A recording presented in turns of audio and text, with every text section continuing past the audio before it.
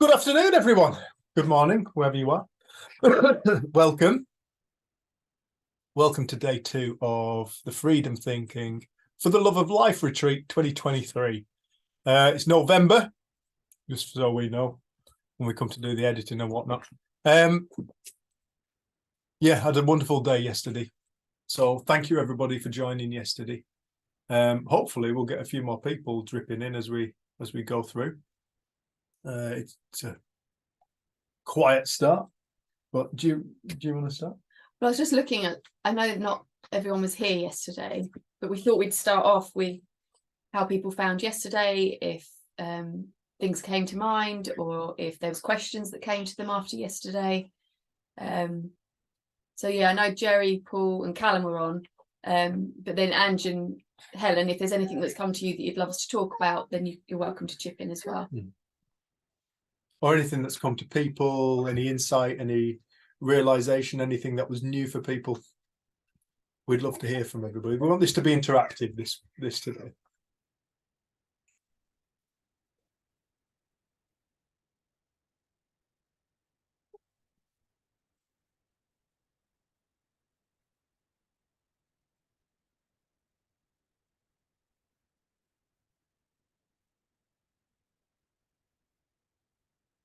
You saying hi, Liz?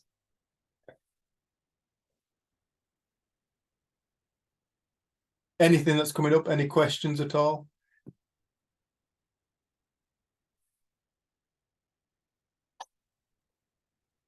No, I'm good, Dave. Yesterday went real well. I had a good feeling about it. I loved the conversation, so I'm just going to go with the flow today. Thank you, Jerry. Thank you, man. Thank you for joining us. It really means a lot. Paul. I found for me, and this happens quite annoying in a way. Every time I come to, whether it be community group or these retreats, the answer always comes without us asking a question, if that makes any sense to anyone. I don't think I really articulated how I was feeling, like when you wrote down cheer up, because that wasn't really what I was trying to get out. It was more about like my frustrations with myself and how I'm thinking and how I'm like kind of, I want to describe it really as being like lazy way of thinking. Like I'm finding me old kind of thoughts have been too easy to creep in, and I've really let them. I haven't done anything to distract myself, to take myself away from them, or to let them just disappear of their own accord. So I spent the kind of first half of yesterday being quite frustrated.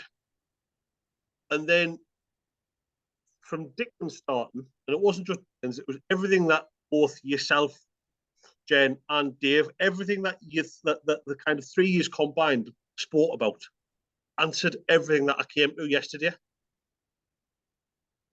Anything I was unsure about was answered without us asking a question. And this happens every single time I come on to anything like this. It's amazingly beautiful. It's like to have something that you're really worried about, to have something answered that you're so unsure of. Don't know if that makes any sense. Kind of does to me. So yeah, I'm just really pleased for yesterday. I'm really over the moon. You just keep on doing it. You just keep on ticking these boxes for us and showing us, that maybe to stop listening to myself. Oh yeah, so thank you for yesterday. No, you're welcome. Yeah, I think that's quite a common thing of, I don't know, because it is almost, it's the foundations or the building blocks of life. And it's what underlies everything. So it's almost like there is what we're pointing to. It does answer why we are like we are, because we think like we think. And I think you saying about lazy thinking, there's been times we've said, wow, we've just got back into old thought patterns and been lazy. And And then when you recognize it, you're like, actually, there's so much more available to me. I don't have to do that. And I think it's nice that we have each other, and we have our whole family really around this, and we do community group and do these kind of things. We're constantly getting reminders. And I think if I had gone back into life without kind of any sort of network of support, it would have been very easy on a day-to-day basis to forget how simple life can be and how simple this message is.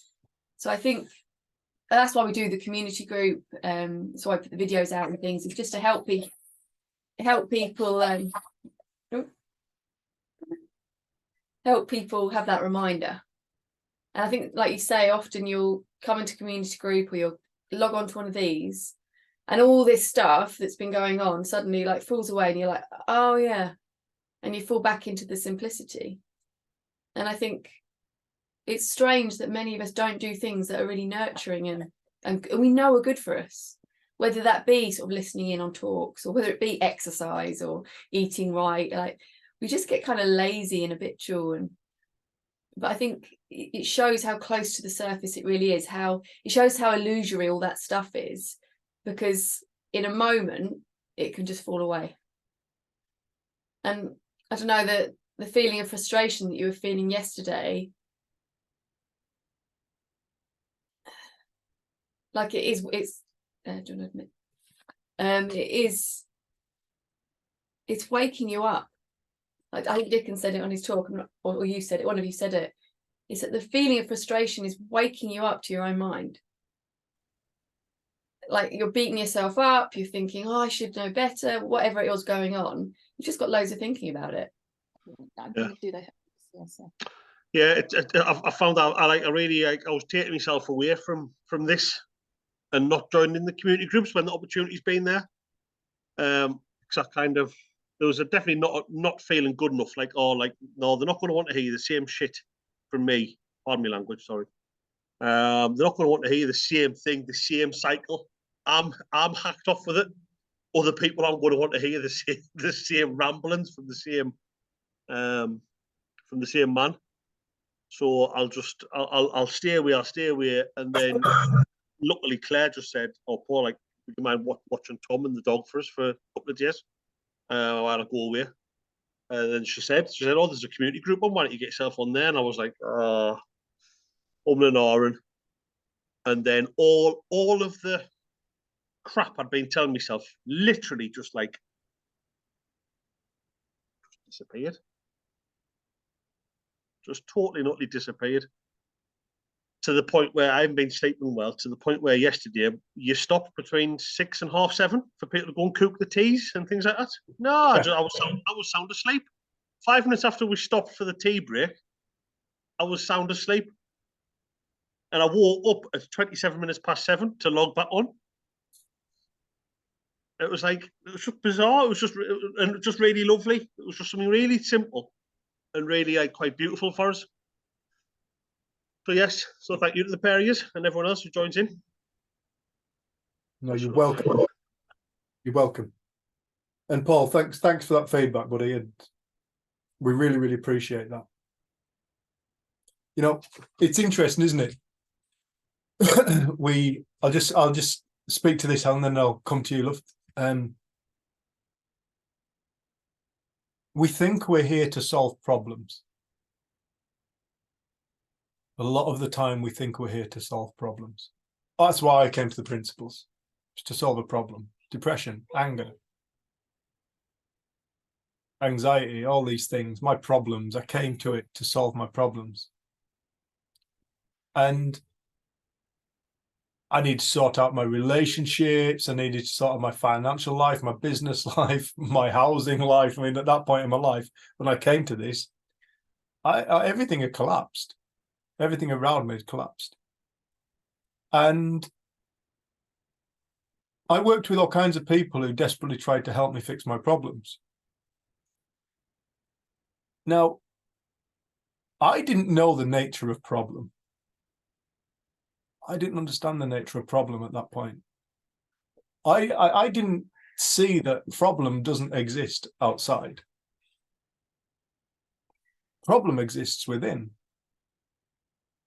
Problem is a perspective of mind.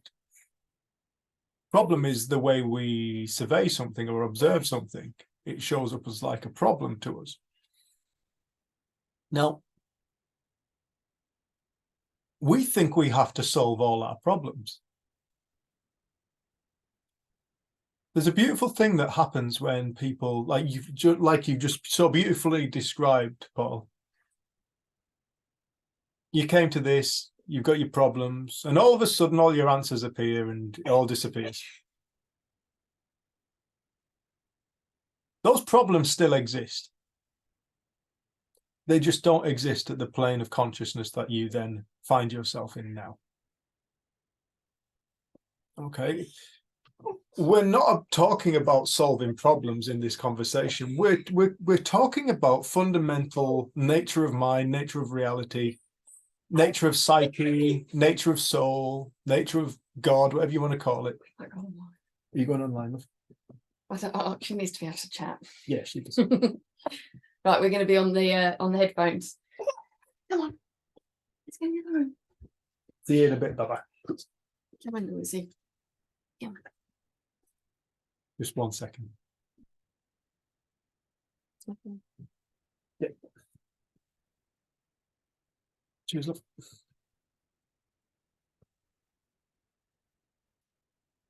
All right, have fun. See you later, Luce. Can you shut the door as you go out?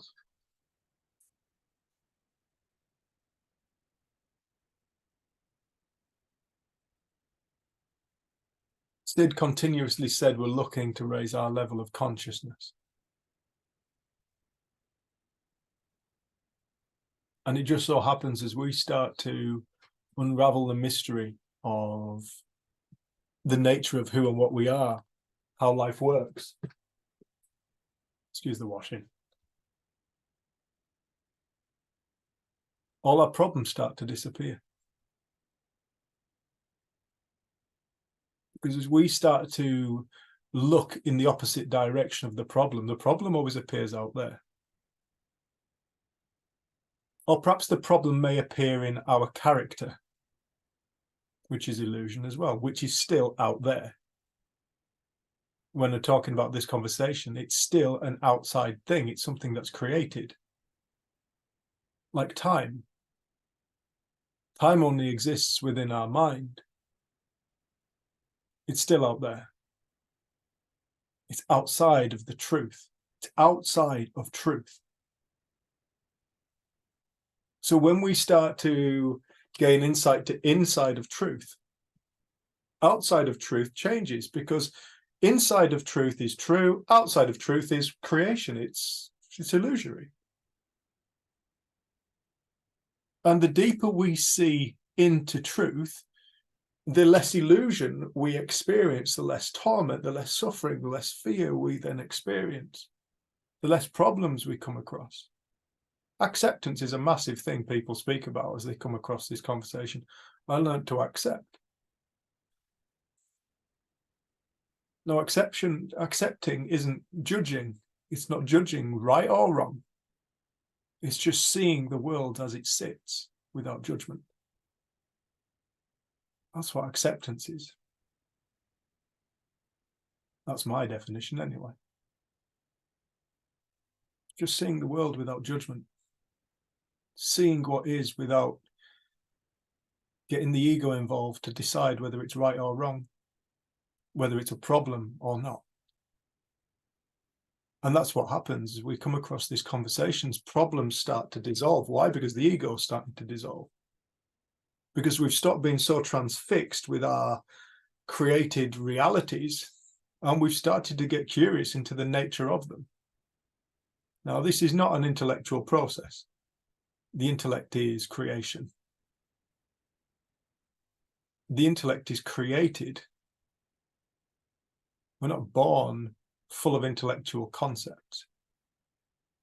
We create them throughout time. Perhaps we adopt other people's. Perhaps we come up with our own.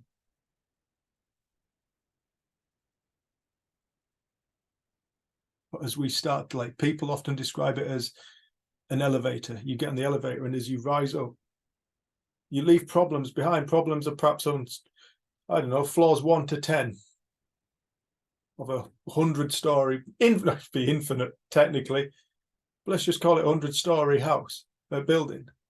Perhaps problems are on 1 to 10.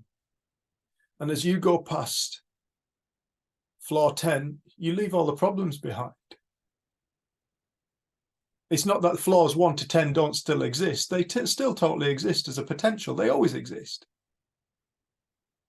You can go into problem in a moment, just like that, because the mind doesn't operate like the physical world. It's not bound by time, the illusion of time. The mind can go from the future to the past in a fraction of a moment, and back to the moment again.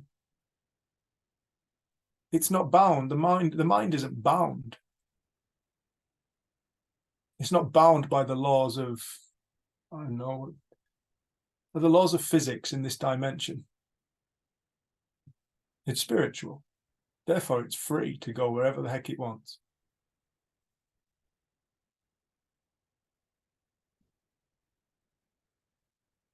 Yeah, I love what you're saying there, Paul, because a lot of people are listening. Please answer my question. Please answer my question. They're listening in the wrong way.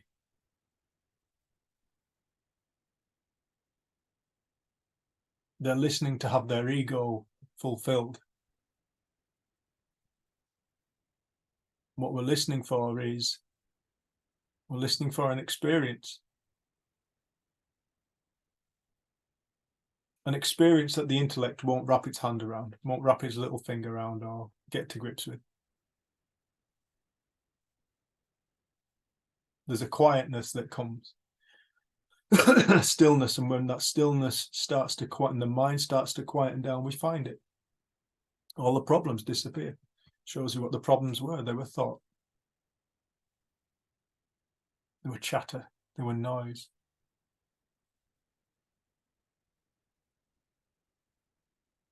Thanks, dude. Helen.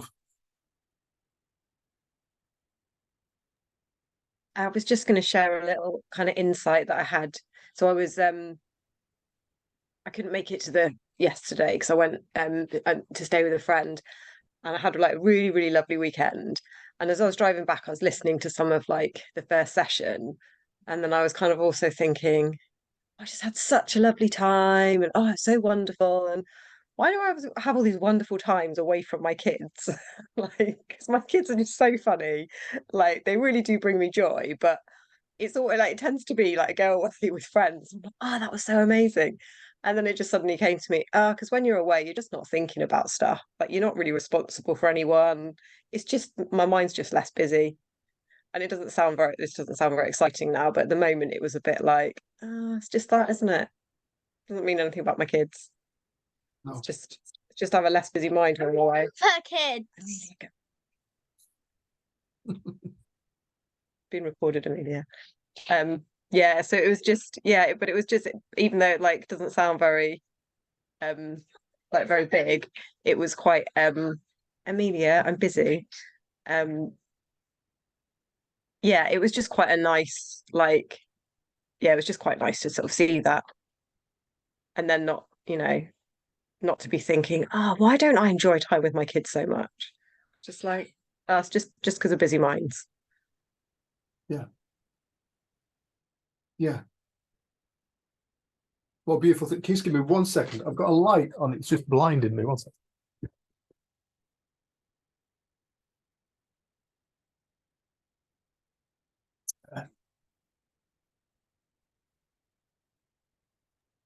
Interesting, isn't it?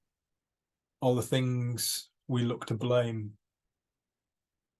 for our feeling states and our experience and our busy minds. We're always looking for something to blame.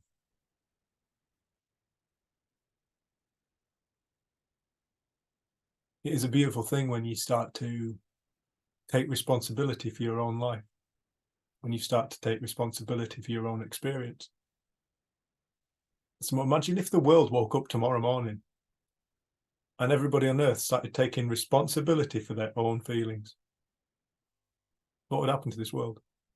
That's all they've done, is just take responsibility for their own feelings.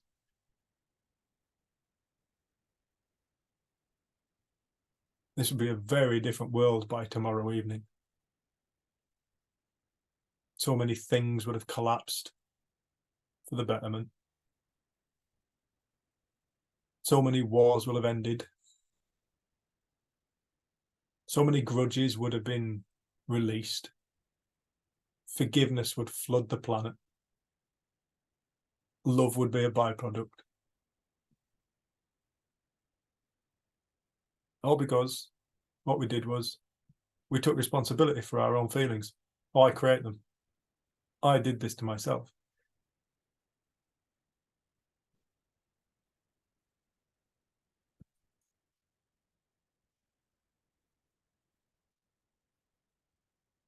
And I love that, Helen, because so many people live with such resentment. You know, I do know people who are resentful of their kids sometimes. What horrible experience to live in. Especially then when they have the judgment upon themselves that they shouldn't be resentful of their kids.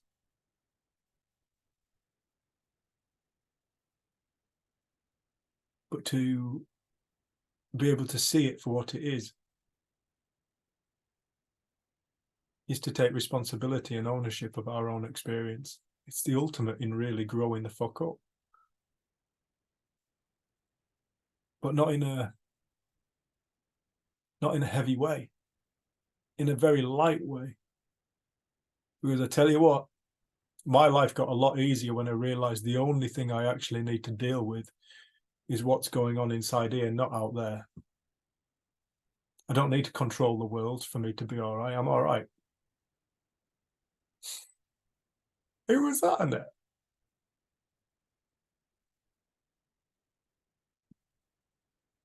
Hello. You all right? I'm fine, I'm listening. She's very naughty. Very naughty. I am. I'm sending her away. No, don't keep her. She looks Don't fun. send me away. Look, she has sent me away. And I'm going to go.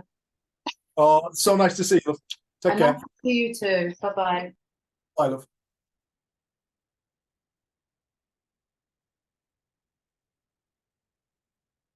I have a house full of naughty people, you might have noticed. You usually do. No, here's one. No, is that Maisie? Yeah. Maisie. How are you doing, Maisie, love? I'm good. I just finished my assignment finally. Well done. Yeah, thanks. Well done, love. Teenage Hey, shy. oh, so nice to see you. Thanks, Annette. That was a treat. That was a rarity. It was. It really was. She's We're lovely. coming up to see you, Dave. We're threatening. Oh, don't threaten. I don't like threats. Get your asses up. It'll be lovely to see you. Yeah. Thanks, love. I'm just, while I'm on, I'm gutted because I think I missed my question being answered yesterday afternoon. What was your question? The one about the body, the one about people putting down the three principles, demeaning it in some way that it doesn't, because it doesn't work for them. Do you remember that? And Yeah. I think something called holality came in place. Okay. I'm just questioning that. That was all. And I think you addressed it. I think I heard you addressed it yesterday, and I had to go out. So Oh, yeah, it is on recording. It is Great. recorded. I'll And listen. like I'll I listen. think it is a beautiful thing for us, beautiful thing for you to have brought in. I really appreciate it. Great. I really appreciate that you brought that in, because I don't know, like I say, I've seen so much confusing stuff coming to the principles. Some of it useful, some of it not so useful. Yeah. I think it's all useful, really, because it allows us to have conversation and perhaps answer questions that other people have been wanting to ask but haven't dared to, or perhaps haven't even considered and started to see deeper. So I actually think it is, it's all useful. All questions are useful, and all challenge is brilliant. I love people who challenge the principles. Yeah. Because it helps me. It helps me see deeper into it. So, for example, when it comes to the brain, the body and the physical brain, my friend said to me, he said, Dave, look, and he's got 2 masters, something like that, deeply intelligent fella. He's an acupuncturist. If I've got anything wrong with my body, I contact this lad. Before the doctor, I go, all right, tell me what you think. I value his knowledge. He is the most knowledgeable person I know about the body. Phenomenal. And he's cleared up ailments in my body that I've had for God knows how long, just like that. Fantastic. But he said to me, he said, Dave, what would you say to people who think thought is a product of the brain, like his ex-girlfriend, for example? She's a materialist. She believes in materialist science. And what would you say to people who think that thought is a product of the brain? And we're driving back up from down Essex, because I was telling them about the book I was writing. And I said to him, he said, you know, that people are a consequence of the neurological structure. So the way the brain has created neurological pathways, and the way that you know, a neuron firing is actually the production of thought. And that's when you see, that challenging question was a really beautiful thing for me, because it got me to sit down, get quiet, and we carried on driving. And I said to him, do you know what I think I'd ask those people? I said, I think I'd ask them, what is it? What is it that moves the brain? When I say moves the brain, I mean, what is it that tells the brain to create this new neurological pathway? What is it that tells the neuron to fire? There must be an intelligence, because if there must be an energy, because if I want to get this pen to over here to over there, from here to over there, unless I put some energy behind it, it's going absolutely nowhere.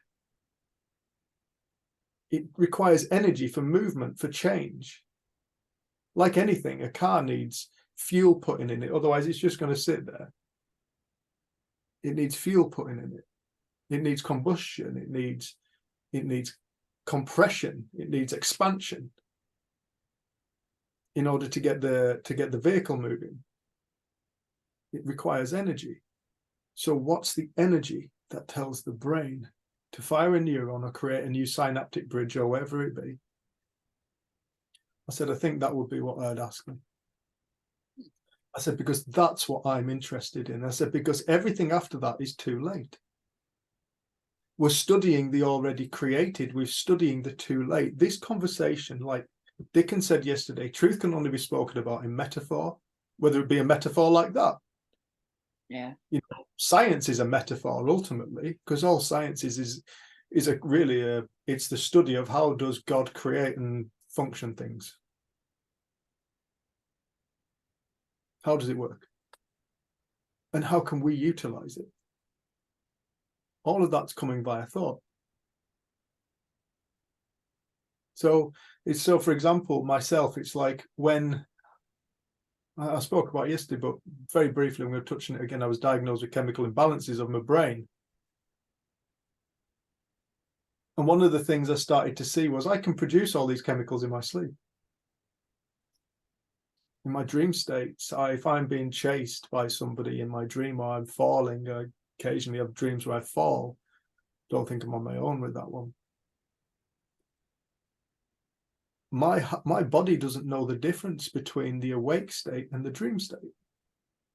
So whilst I'm safely tucked up in bed, lay horizontal next to Jen and next to Lucia, I can, safe as houses, in a house that's locked and completely safe, it's not on fire or anything, it's just a normal night, my body can go through all the experiences of suffering as though I'm actually being chased, or I am actually falling off a cliff. We call it a dream. You know, and in that dream, I will wake up and my heart will be pounding. I'll wake up and I'll be like, bloody hell, my heart's pounding, my heart's pounding. The palms are sweaty.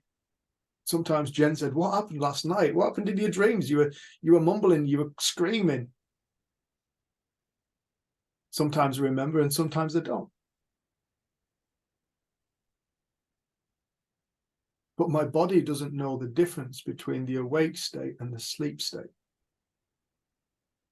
My body doesn't know the difference between the awake state reality created and the sleep state reality created, the nighttime dream and the daytime dream. Why? Because they're both the same thing. We think that there's two modalities of working. Perhaps there's two ways the body works, or that consciousness works. You've got the sleep state and the awake state. No, it's the same state, just used in a different way. The nighttime dream that we have is so vivid sometimes. It could be this. It could be this very moment. We could be dreaming this. Perhaps one of us is dreaming this dream right now.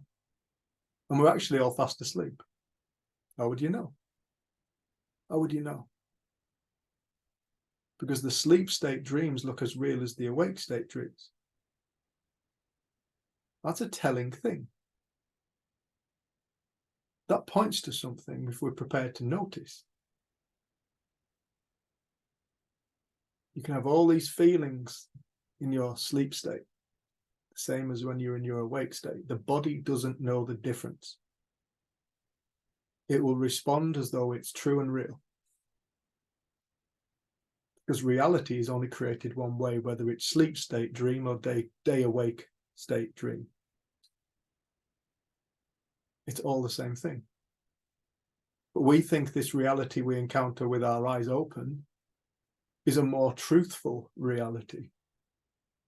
No, that's where we're getting confused and bamboozled the most.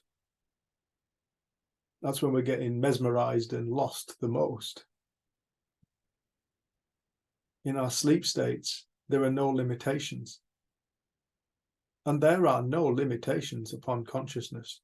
There's no limitations placed upon this dream. We just believe in limitation. But when we fall asleep, the belief in limitation falls away, and you can walk through a door from one place into another. Now, according to quantum physics, we should all be able to do that anyway. And there are people who claim they can do it at will. And I've had brief glimpses of being able to travel at will. Very brief glimpses, only moments. And operate independently of the body. Consciousness, feeling, thought, operating independently of the body. And you listen to people who have had near-death experiences. They will tell you they're looking down on their body on the surgical operating theatre bed, table, whatever you want to call it. And they're looking down, and they can feel, they can hear, they can see. They are aware. And they travel into a different dimension, different reality. There's too many of these people for us to just ignore this point. We must start to explore this point deeper. Because as we do so, we start to understand ourselves, and we start to realize we are not limited. We are not limited people. We're not limited beings. We are spiritual beings living in a flesh suit, living in a body, living in a space suit, whatever you want to call it. And without this consciousness, the body has no value. That's why when we're done with it, we leave it behind. We don't take it with us. We leave it behind. We're done. We're done with the body, but we're not done. This is the body without consciousness is a totally useless thing. It doesn't think, it doesn't feel, it doesn't experience trauma.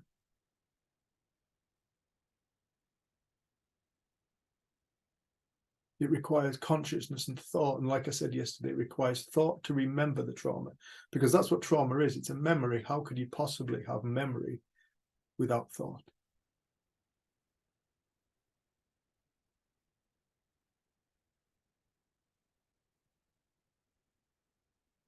And like we said yesterday, we're not saying thought is located in the brain.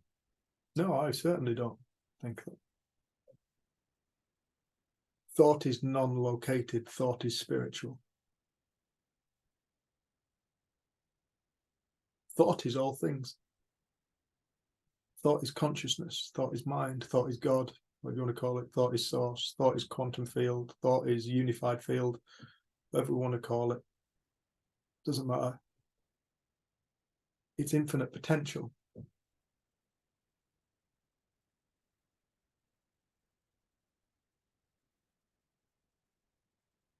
it's not just our cognitive thoughts.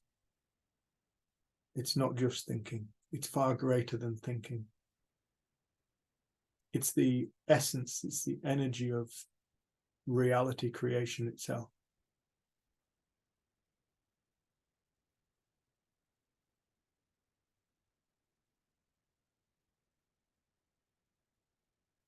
It's a much bigger conversation.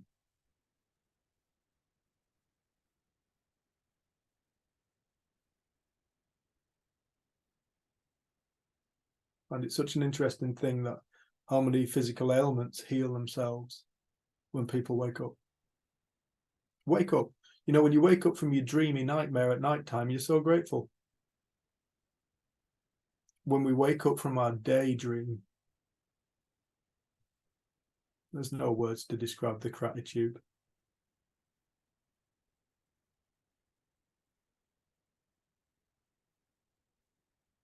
Yeah, there's more. We've gone more into depth in that in video 1. If you want us to continue on that, let us know. I'm more than happy to. More than happy to. But I personally feel it's a complete misunderstanding as to the nature of what the principles are pointing to, and it's the creation of an idea and a limitation upon thought. How can you have a limitation upon infinity?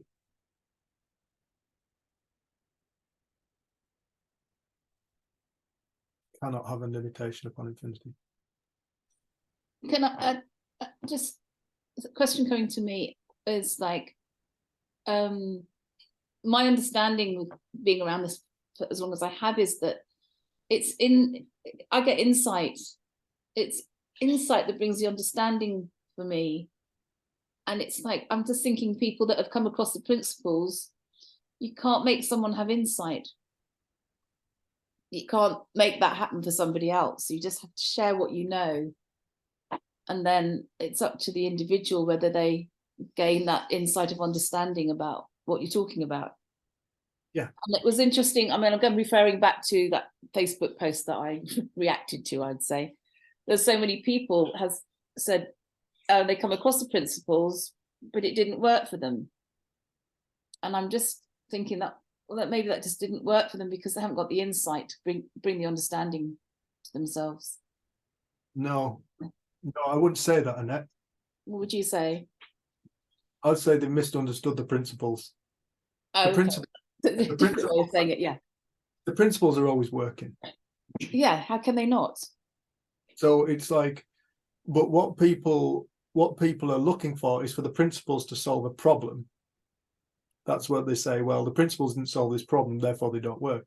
No, the principles created the problem in the first place.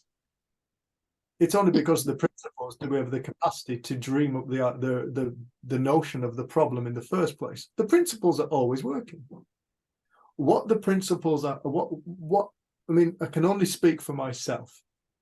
What the principles awoke me to was the absolute simplicity of the mystery of how reality is born.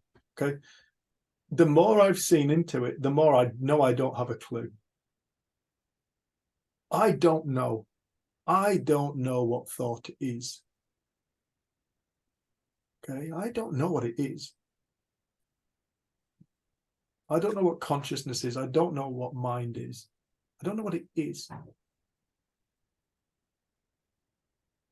There's no words to describe it. There's no concept to encompass it.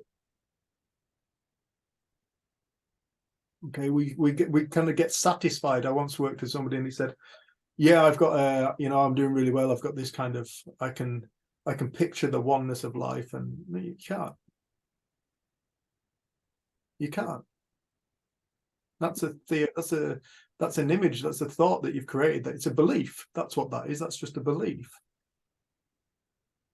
No, it doesn't work like that. It doesn't operate like that. But also people come to the principles thinking it's a therapy, and it's not a therapy. However, the therapeutic value of when you start to make sense of life is immeasurable.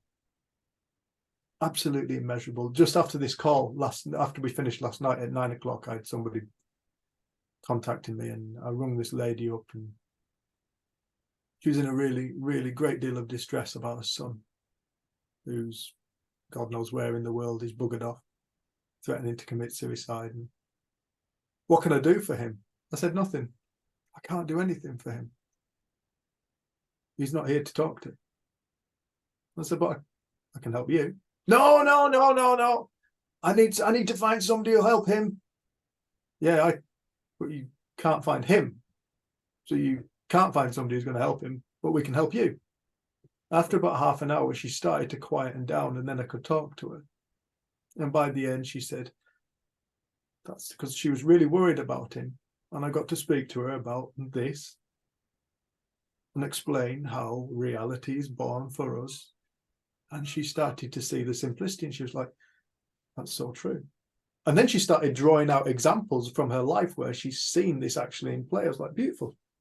So you know we're onto something. What time to finish with her? It was about 11 o'clock. It was quite a late one last night. But she's worth it. But the simplicity. If we come looking to solve a problem, we keep looking at this problem.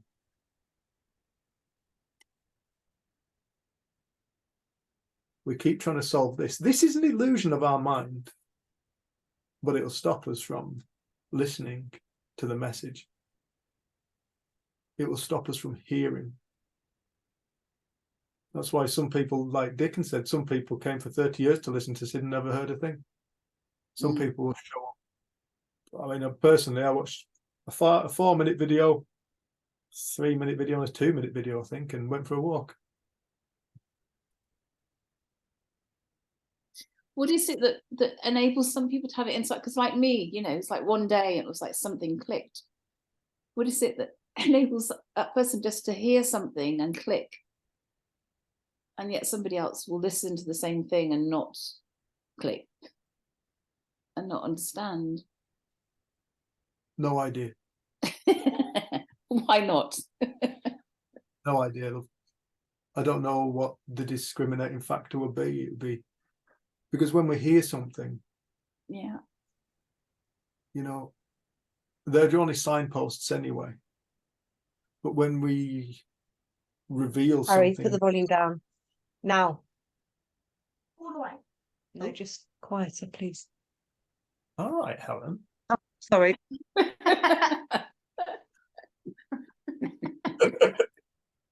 Fab. Harry, turn it down.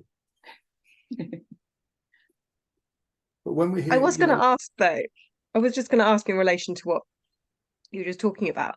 Why do you think people listened for 30 years when they weren't getting it? Or were they getting something? Because I know you often say, oh, you wouldn't be here if you weren't ready to hear something or ready to be in this conversation. It's just interesting that someone would listen to something for 30 years. I mean, and not get anything.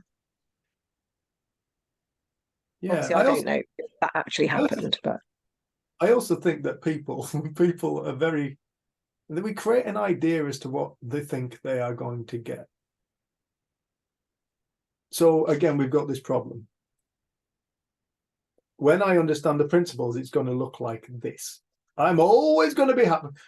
Fella came to work with me one day and he went, I said, what are you looking for? He went, I want what you've got, Dave. I said, what's that? He went, you're always happy and you love everyone.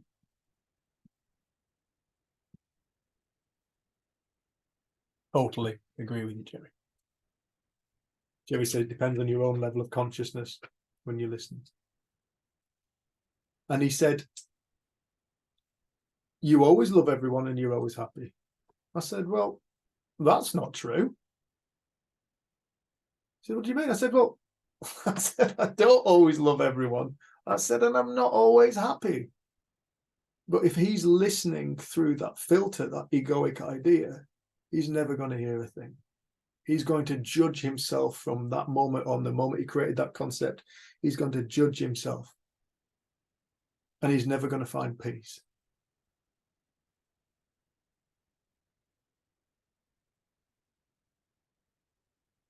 You know, any ideas that we think as to what this actually, do you know what this is? This is about realizing you're human. Being human is being spiritual.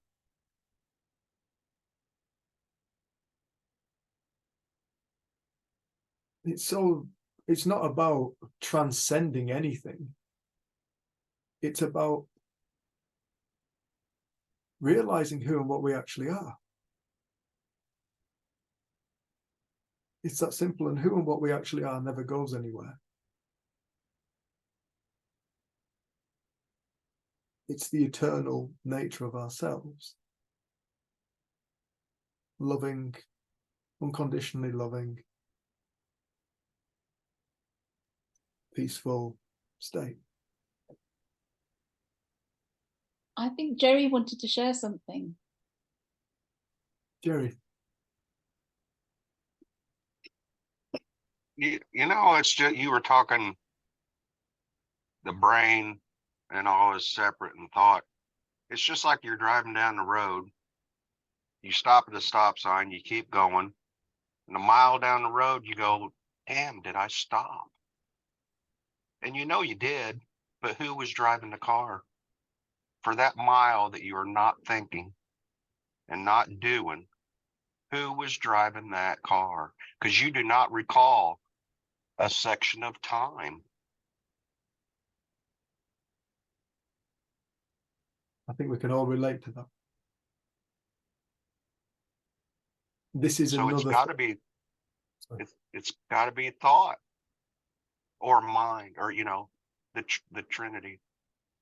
Yeah. That kept you going. Absolutely. And this is, you know, again to this video that Annette was pointing to. This individual said that thought is 20% of the experience, the rest is the body. Well, but I think that individual was talking about thought as though it's just cognition. But the thought is driving the car. You know, when we're having a chat with the person sat next to us and our cognition is completely on the conversation, we're driving down the road and perhaps Jen and I are having conversations about where we're going, what direction, which sat nav to look at or whatever, or just having a chat. She just sat next to me, she's having a chat. You know, my cognition is probably just listening to Jen and having a conversation, but there's still an aspect of thought driving the vehicle. Thought is, we must expand our idea of thought beyond thinking.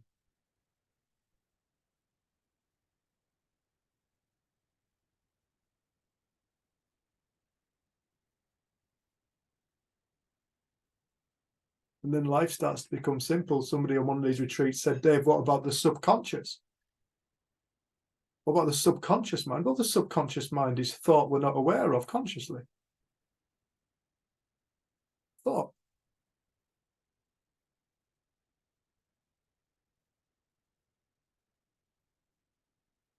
But it's spiritual.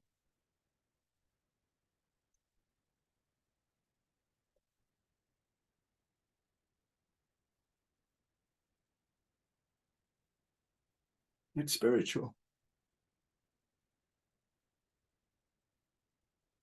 I think that was the beautiful thing for me. I wasn't interested in spirit. I wasn't remotely interested in spiritual. But to discover it was the most exciting thing. Hey, Cal. It's going to mute you, love. To discover it was the most exciting thing. Because all of a sudden, I seem to remember the thought, I'm not alone in this world. And I remember realizing that, and then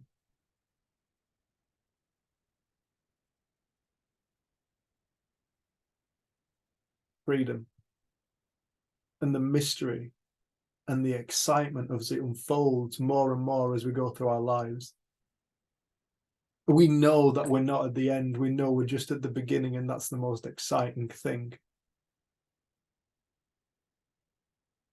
We have so much more to look forward to as we unfold, as we gain deeper insight into the nature of life, into the nature of who and what we are.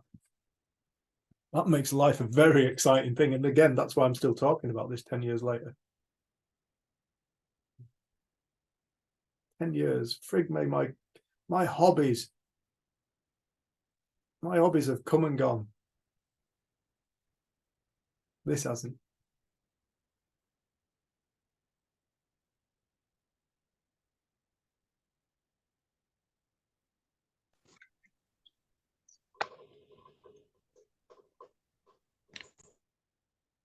Hey up, my love.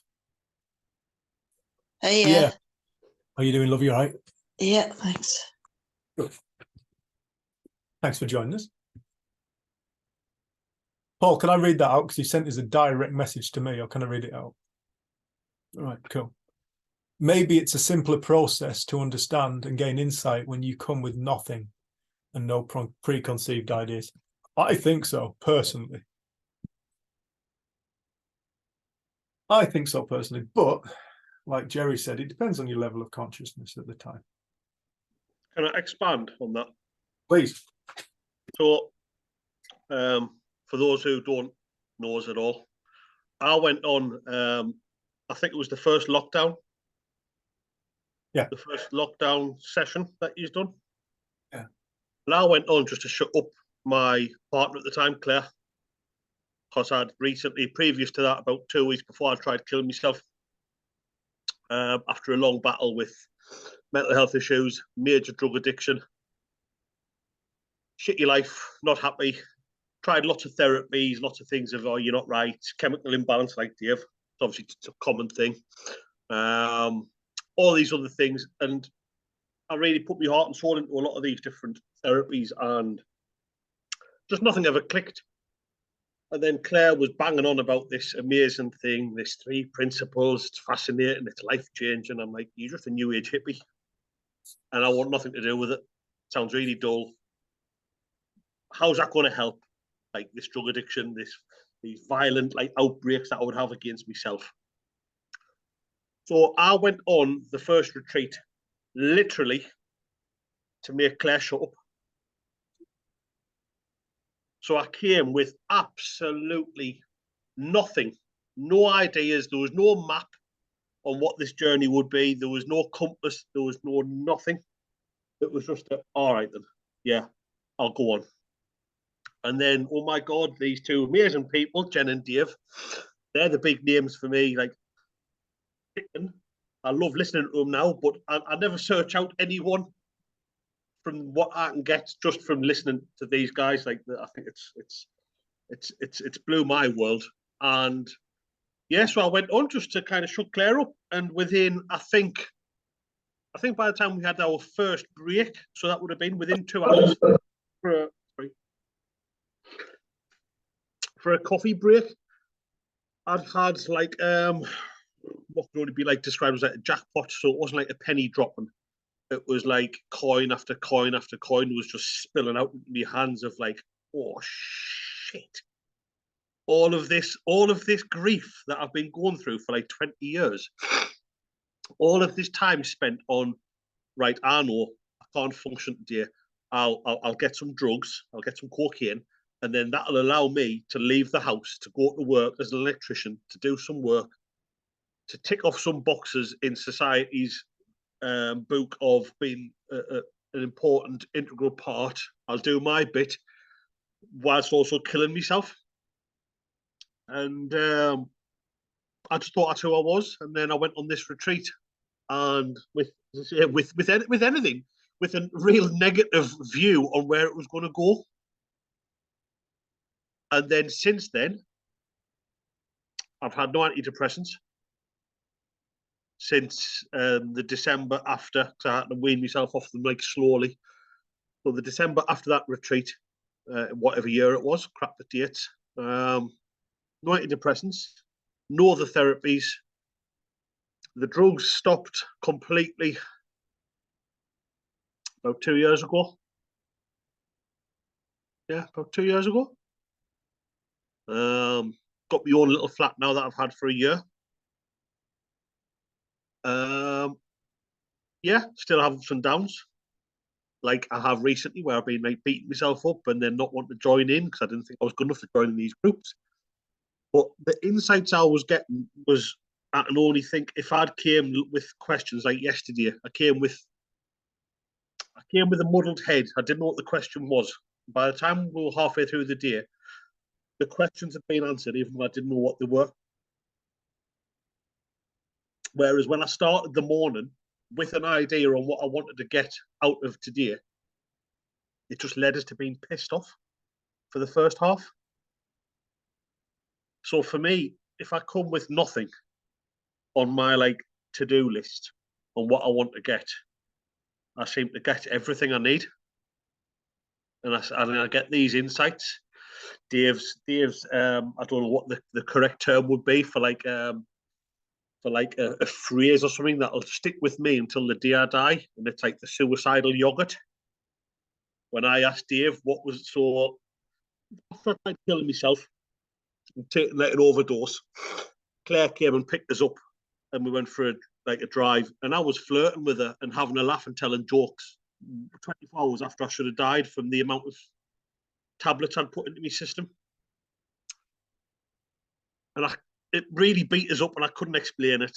And I mentioned it on that first day on that retreat, and I says, well, Dave, what about this? I think because I was too shy back then because of my really insecure ego behind my big angry frame.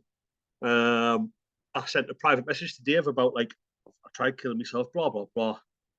And then Dave put it like paraphrased it into, but what's the difference in what gives a thought more power? You just went into believing the suicide thought. It's of no difference. It's no more powerful than thinking, what flavour yogurt do I want to get from the fridge? And I was like, oh. And it absolutely like blew my mind to be able to like put it all into this really simple little process, this little idea. And each time I come on these, I seem to get more and more without looking. So yeah, that's it for me. I don't know if that helps anyone, but yeah, if I come with nothing, I seem to gather so much. That was beautifully put, Paul. I couldn't agree with you more. But what I remember of that was, I remember seeing you on screen with Claire. I remember doing that diagram, and you actually phoned me up. You sent me a message, and then I phoned you back, actually, I think it was. And we had a conversation at first break, and you said, you don't know anything about me. He says, you don't know I tried to kill myself 2 weeks ago. Because I was thinking, oh, shit, what have I offended this fella? And you said, but when you said that the suicide thought and the yogurt thought are made of the same thing, you said to me, I've never heard something more true in all my life. That's what you said. And then you said, I won't be back for the rest of the day. I'm going for a walk. And you disappeared off. You came back the next day and you just looked like a different fella. Mate, that's why we do. Changed my world. Completely changed my world. Yeah, and you did ours as well. You did ours as well. Because I tell you what, mate, that's why we do this work. We want to help people like that, and you're so worth it. So just thank you for supporting us since as well. And you know, it's a reciprocated thing, it's a two-way thing. You're one thought away, says Jerry. Correct. Cheers, Big Mac. Beautifully put. Annette says, thank you, Paul, for being you. Totally agree. Jen. Oh yeah, and I'll just say that was lovely. It was really nice just listening in. And then I was kind of going back a little bit, just one of the things it says in the missing link is about finding or choosing a teacher. And I think Sid wasn't ever telling people just find a through principles teacher. It was like, find somebody who you think has a beautiful life and kind of walk their talk and listen. Like, and I think there isn't, it's about being able to be free to choose. Jen, you've gone quiet, love. We heard it. It's something about being free. No. I can hear you in the house, but I can't hear you online. Yeah. Okay. Think back. Can you hear me now? Yeah. Sorry, I was trying to get away from the noise, but I don't know if I don't know if it'll work. Give me a second. Good luck. Give me a second.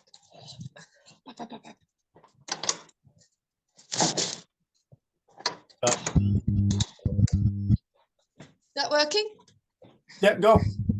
Oh, yeah, no, I just think it's a funny, I think I spoke a little bit to it yesterday. There's these funny ideas in the principles community, not necessarily everyone, but lots of concepts come up of I'm not allowed to do that and I shouldn't talk about that. And well, I've been reading this book by someone that's not through principles. And it's just really funny because there is no, Sid never said, don't explore, don't listen, don't. It feels like something that's totally free and beautiful and wonderful. Do you want to look at these? Is that Badger? Where's the Badger? Yeah, something that's so beautiful, and it was such a gift to the world. All these concepts can be created out of it that kind of make it feel like it's in some way restrictive or telling people. Jen, 1 sec. Come in here, I'll go get Lucy. I don't think that's going to work, Dave.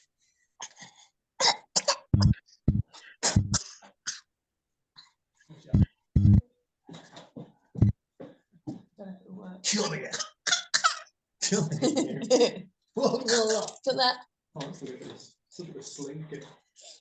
Everyone loves a slinky.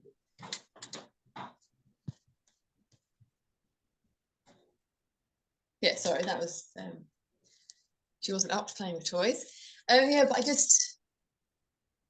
I feel like there is so much beauty in what Sid saw and what he pointed people to and within the community.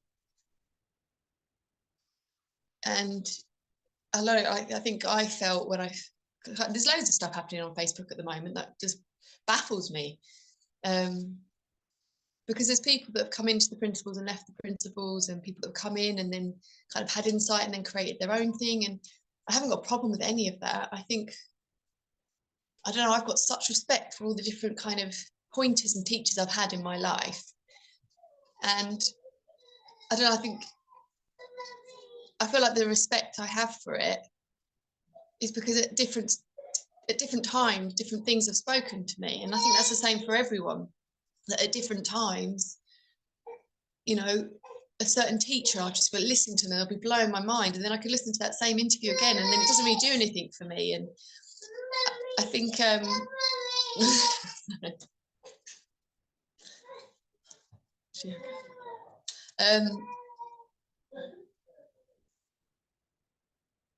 I think I said it yesterday, I want people to feel free.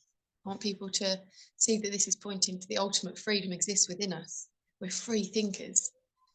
And at different times in my journey, like I remember when I met Dave, he introduced me to Alan Watts, and I've loved listening to some of his talks. I've read Anita Mujani's book, Dying to Be Me. I loved it. And I don't know, I feel like the principles gave me this kind of incredible foundation or grounding to just go off and explore. And I had such a wonderful conversation with Linda Amos the other day, where she just said, in history, she's been around this year, she said someone will write a book, but she can see they'll say that they've moved on and they're not teaching principles anymore, but all she hears throughout it is like this grounding in the principles, because it kind of it pre-exists. So I can't concentrate. I'm going to swap with Dave. Lucia needs me. All right. But yeah, hopefully some of that was articulated okay. Come on, Bubba.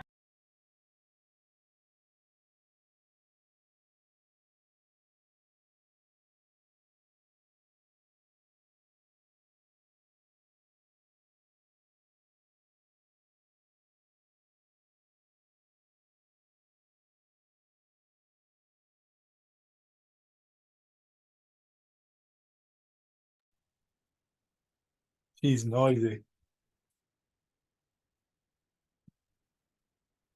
I think that's a really beautiful point. I think we'll go for a break in a sec. That's a really beautiful point Jen's bringing up. You know, the principles are a foundation, the foundational conversation, but like Sid said, truth isn't hiding from you, you're hiding from it. It's everywhere. In scripture, it's in poetry, it's in music, it's in a leaf, it's in a jackdaw, it's in all things.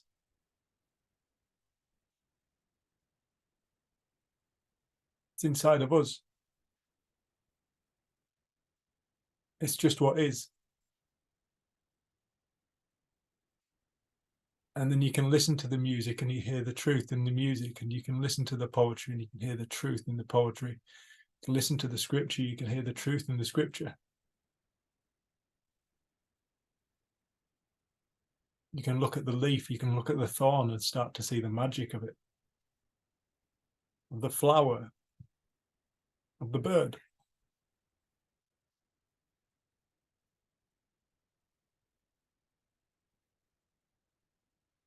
Right, let's take a break. We'll come back in 15 minutes. Sorry, Deb's love, we just joined us. We're just about to, it's going to go and take a break. We're just going to have 15 minutes. 4:30 UK time, we're back. But it's 15 minutes all over the world, so we'll see you in 15.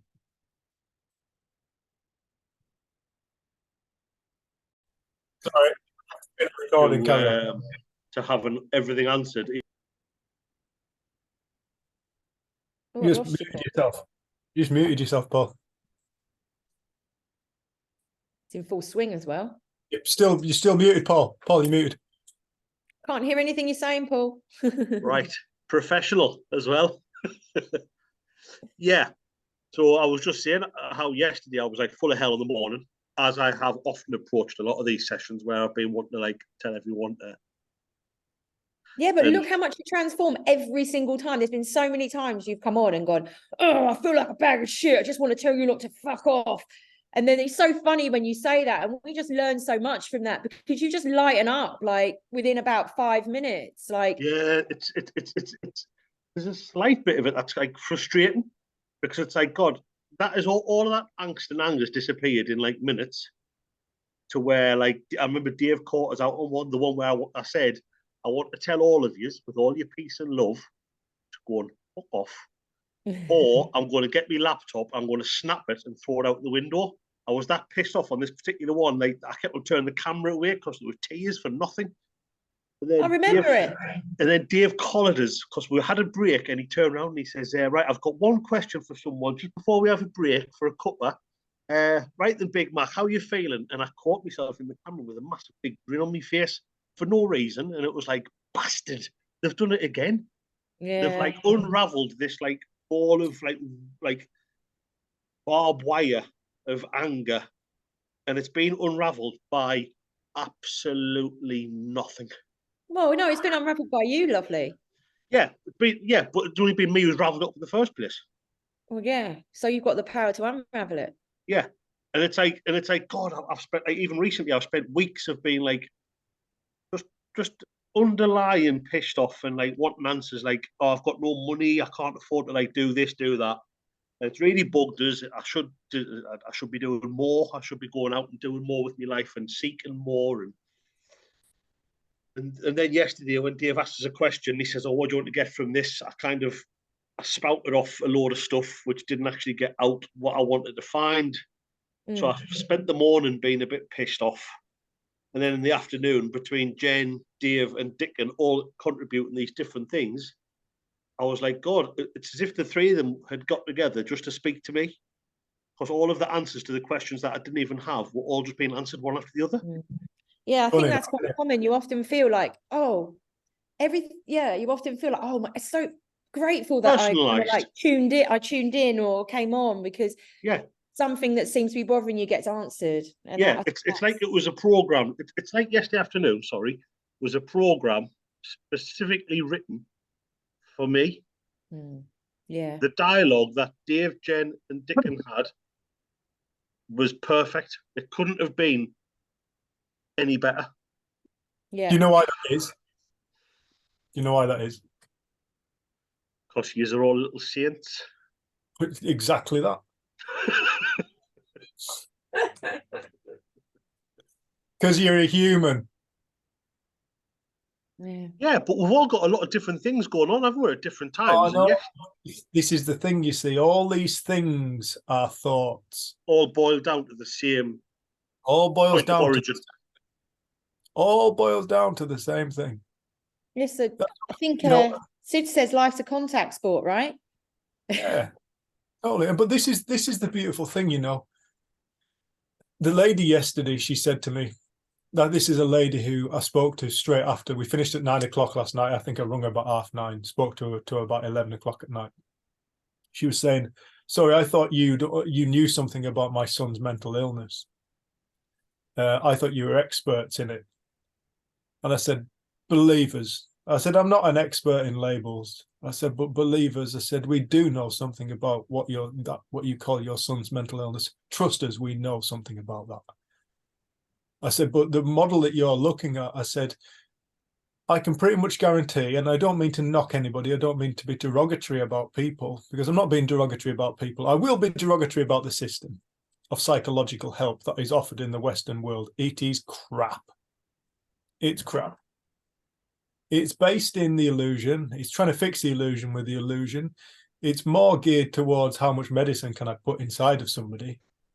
You know, it's one of the greatest misservices humanity was ever served was the idea that certain feelings are wrong and therefore they're a medical issue. They were never a medical issue. They were a consciousness issue. They were a thought issue. And so I got to have this conversation with this lady, and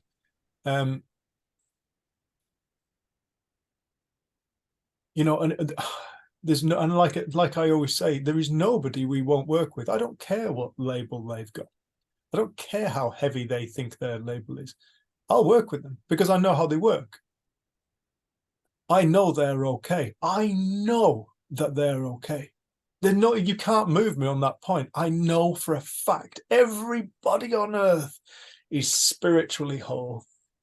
That's what I want to speak to. I want to speak to that. Paul, that's what you found. You found a wholeness that was covered up by a load of beliefs. Paul, you found a wholeness that was covered over by a load of ideas, probably many of them not even your own, many you've adopted from other people, other people who you've trusted along the way. And all of a sudden you saw through it, saw straight through it. You saw straight through it to the simplicity of life. And you went, oh my God, I'm going for a walk. I'm going for a walk. And that's what you did. And the beautiful thing from that point onwards, we're only going to speak for another 5 minutes or so, because then Christine's coming on. She's coming on at 4:45. So she's coming on in about 7 minutes. But the beautiful thing is once you've gained insight, it doesn't take much to remember. It really doesn't. It doesn't. You don't start from scratch all over again. Like Sid said, you carry your knowledge with you. You carry your learning with you. Of course you do. So any insight that we have has taken us up another rung of the ladder, for metaphorically speaking. And then, you know, it's not that we don't get to run up and down the ladder, but our base camp has changed. You know, you get to run up and down the ladder from a different base camp. You get to go out and explore reality from a new base camp. And the higher the base camp, the more freedom there seems to be. The more vista there seems to be. And that's a beautiful thing. That's why we do this. Jenny's just disappeared off. Sure she'll be coming back on. See, we've got 5 minutes. Hang on, what's this? Emma's in. Don't know how long Emma's been waiting. Hiya, Em. Right, so we've got 5 minutes before Christine's on. Does anybody want to say anything?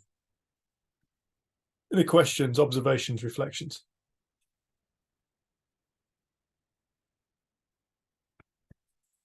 I wish I'd recorded that little conversation you two just had. That was lovely.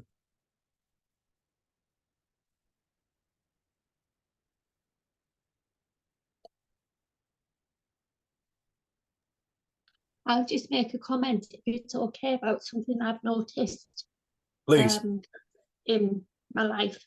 When I was a young girl, I was the only child, and my mum and dad, my dad was a wonderful, wonderful man. He was very placid, very quiet, would do anything for anybody, was lovely. My mum was quite the opposite, and she wasn't very nice with my dad at some point, and it was really not pleasant to be around. He would never retaliate in any way, but I just saw this. I was in the middle of it, and I tried to stop her sometimes, and I always used to say, I'll never forgive you, you know, for what you've done to my dad. And there's things that she said were really horrible to him. And I would never forgive her. And I must have been about 10 or 11 for this. Now, the relationship I have with my mum now is quite strange. But she's the kindest, now she's got the kindest heart, and she'll do anything for anybody. She loves the grandchildren, she loves me, she loves the new baby Oliver. But there's always been this thing, and I can't be in a room with her for very long because I get really frustrated and really annoyed with her. Because she's nasty to people still, and she'll talk about people behind the back and that type of thing. Anyway, it's only just recently, in the past couple of weeks, that I've realised that I'm still holding on to that I'll never forgive you thought. Like 50 years later, I'm still, every time I get into her company, I will never forgive you. And I don't want to be around her for very long. And she frustrates me, she annoys me. It's like, how can you talk about people like that still after all this time? But yeah, it suddenly dawned on me that I'm still thinking as I was when I was a young girl, and bringing that forward. I'm an adult now. You know, I should see it as all my thinking is carried forward all the way through this time. And now I should get past it. I should forgive. And we should go by what's happening now rather than what was happening 50 years ago. So in the past, I'd say 7 to 10 days when I've been in a company, I've been so much more patient with her. And I just think, how long have you wasted your life? Because in sometimes, you know what I mean, she can be okay, and she's very kind-hearted, as in with us, and I say with the grandchildren. So I think I've wasted all my life having that anger inside me. And there's no need for it. It's all my thinking that has made me feel the way I do about her. And I could have just let it go, and that was back then, that was mum and dad's relationship. But as a young girl, I took it all on, and I've still carried it with me all the way through these years. So it's only in the last 10 days or so that's settled within me, and I feel better within her company again, which is something I never thought I would do, because she didn't deserve that from me, you know, the way she was with Dad. So it's yet again, it's something that has made me feel an awful lot lighter than what I did and have done for a very long time with that relationship. So again, it's seeing something, you know, that I should have seen a long time ago. So yes, so that was my little bit of a insight to do with my mum. You shouldn't have seen that a long time ago. You couldn't have seen that a long time ago. We can only see something when we see it. And I think to start to rekindle your relationship with your mum is a beautiful thing, and I'll just be grateful that right now you have that opportunity. You know, so many people, it's too late. They never get to say it. You know, she's lived a wonderful life. If it wasn't for Dad, she wouldn't be in the position she was in now. She's 90 now. She just had a birthday in June, and apart from a bit of arthritis in her shoulders and that, she's just so like well and fit, and everything. I mean, when Dad died back in '98, I was very begrudging that she was getting attention, because she sort of I thought she sort of hated him when he was alive. And I'm thinking, why on earth are you being like this when I've just looked after Dad, you know, when he was poorly? And I just begrudged her all of that sympathy. So again, it's been a bit of a weird relationship. And I've never stayed really longer in that house, more than an hour, since 1998, because I just didn't want to. I didn't want to be there. But yeah. Do you know what, love? I think that's beautiful what you've uncovered. And I think, but it highlights, doesn't it? You know, how easy it is for us to judge people's realities. You know, how easy it is for us to judge other people's lives. You know, and I mean, I remember it being quite a revelatory thing when I remember thinking to myself, you know, the person that doesn't wave to you when you pull in on the lane to let them pass in their car, you know, they might actually have something in them on their mind. Christine's just arrived. They might actually have something on their mind. You know, I don't actually know what's going on for that individual in their world. I used to take it so personally if somebody didn't just go, thank you, as they drove past. It's so much so, I used to sit with my vehicle in reverse. Hiya, Christine, love. I'll wind this up and then we're on. I used to sit with my vehicle in reverse in case they didn't say thank you. And if they didn't say thank you, I'd reverse my vehicle fast as I could, block them off, get out the car, go up to them and go, where's your fucking manners? I mean, the irony of that, and then to wake up and see what, you know, and to realize, but I don't know what's going on for that person. I don't know what's going on in their mind for them not even to notice me, to not acknowledge me.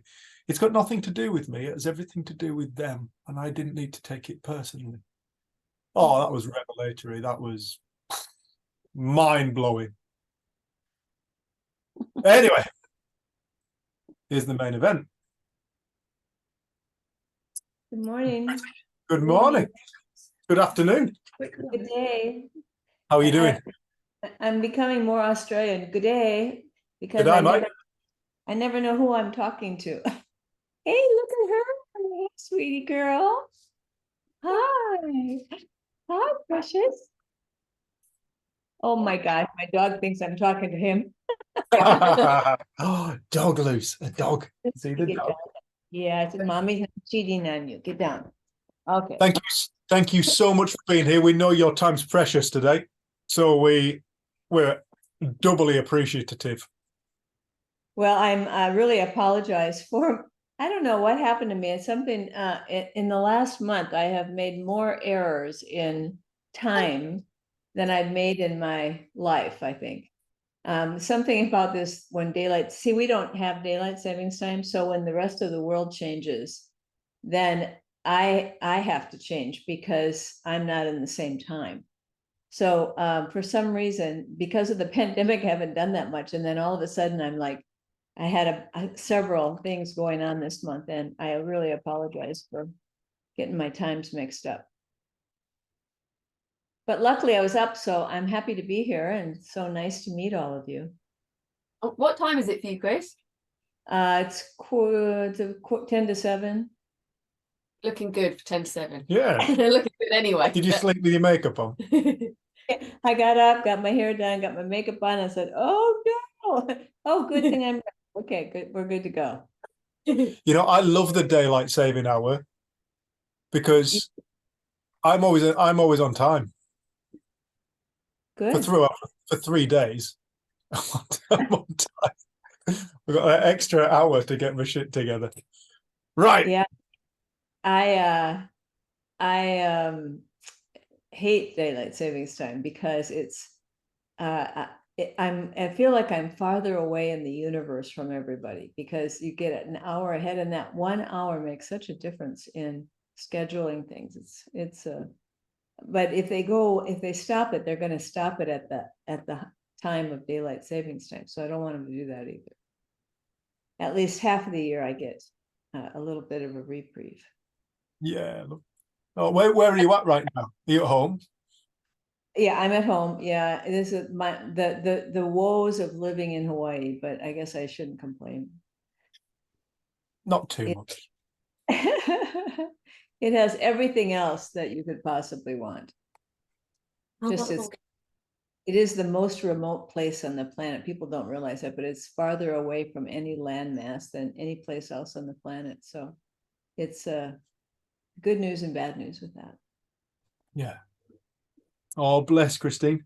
Do you have anything? You speak. Well, Chris asked, and I said, Chris gave a webinar for our mentorship program, and I was putting Lucia to bed and just laid with my headphones on, and like there was such a deep feeling. I just said I don't even remember what you were talking about, Chris. I said, just do that again.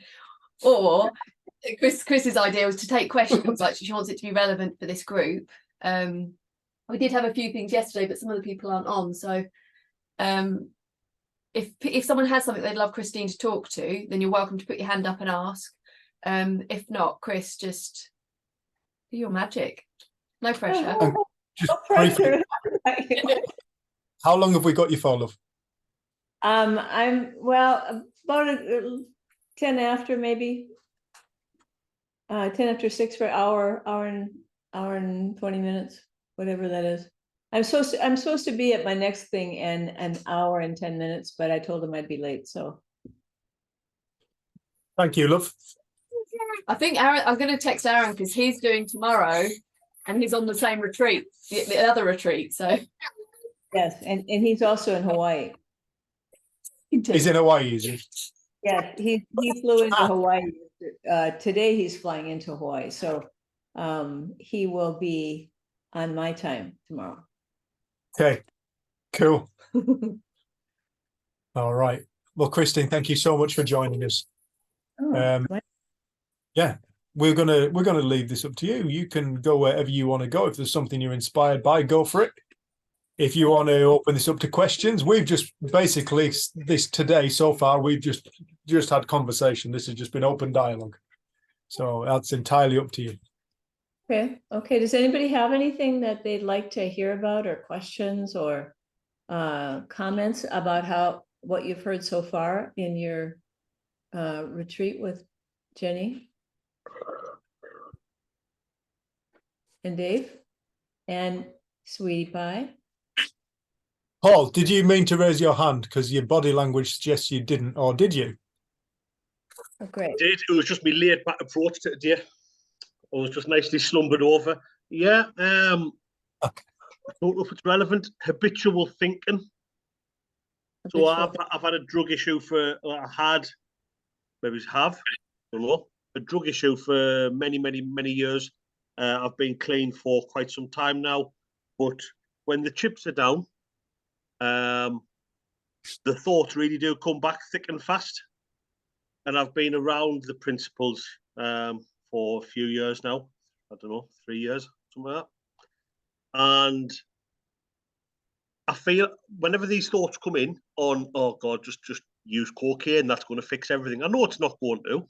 I know it's never going to fix anything. I know it's going to make things 10 times worse. But just recently, they've been coming thick and fast. And I know I should ignore them. And I know they'll disappear, but they've still just been like a repetitive bang, someone banging a drum to like where it's like all I can hear. I don't know if there's like techniques that people can offer on habitual thinking and how to avoid it, how to deter it, how to get away from it, or if that's just the way it is for everyone. Yeah, I thought I'd ask that. Seems I'm in a chatty mood. Well, there's a couple of things about that. One is that yes, habitual thinking happens to everyone, and there's a reason for that. Otherwise, we'd never remember how to get home when we left. You know, like things like that, we have to continually use memory for, right? And that's really what you're talking about, is that your memory gets triggered. So what happens is that the content of our thinking always matches the state of mind we're in. So you don't have to think positive when you're feeling really good. It just is the way you are. It's just the way you see things.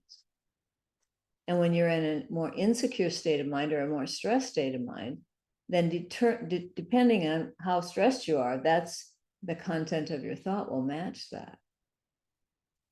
So like for me, I always think about my memories are in these capsules in the files in my computer. And the file only opens when I'm in a state of mind that matches that.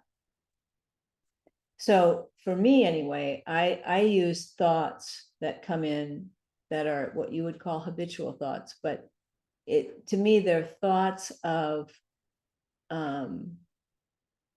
what appears to me to be the answer to my unhappiness in the moment. That quick fix, you know, because you get stressed, you get going too fast, and then what happens is I need relief from that. But the relief that we go to is in our thinking. So we think of like, oh, I think I'll get high. Now, if you can use that instead of as the truth that you want to get high, but you see that as like, oh, I'm going too fast, then it will change from being something that you have to be afraid of into something that's like your friend. Because otherwise, when we get those thoughts and we have a history of addiction, we freak out because we get afraid we're going to go back to the addiction. Right? And so you freak yourself out with that, and then you think about it more. So if you just like remember that this is your little friend coming and going, you are going too fast in your mind, you're thinking too much, you've gotten caught up in life in some way. You just need to take a breath and start to slow down again and take care of yourself. Because ultimately they're not, you know, like it's funny how we think about our thoughts. You know, it's like this is God speaking. You want to use some cocaine, and you're like, yeah, that's true. I forgot. That's really what I want to do. Only it happens so fast, right? It's like, remember, thought is the only thing faster than the speed of light, because it's what has to process light for all of us, right? So it's like it has to be faster than that in order to see that. So we're thinking so fast frequently, comes and goes, and all you're left with is this urge to get high. But if you remember that that's all it is, it's just an old thought that's come up to remind you that you're going the wrong direction. You need to slow down, take it easy, and start to listen again rather than be thinking so much. You know, like I can always tell when I get a little bit anxious, like I had 12 people here for Thanksgiving, and I haven't cooked a big Thanksgiving. You know, in the US we have this holiday which is wonderful to celebrate gratitude and Thanksgiving, but we make this big deal feast for it. So I had to like do that, and then I thought, oh my gosh, I got to eat something. I was like, no, you don't have to eat anything. You need to calm down. Oh yeah, that's right. So the difference is you're listening to your thoughts, not to be the truth about what you want or what you like or anything else about your life, but you see it just as a thought you're having. And if you've had that thought a lot in the past, you might want to like be very skeptical of it, because it's like I call it a visitation, you know, where something from the dead thought cemetery, which is what your memory is, comes back to life and haunts you like it seems real and scares you.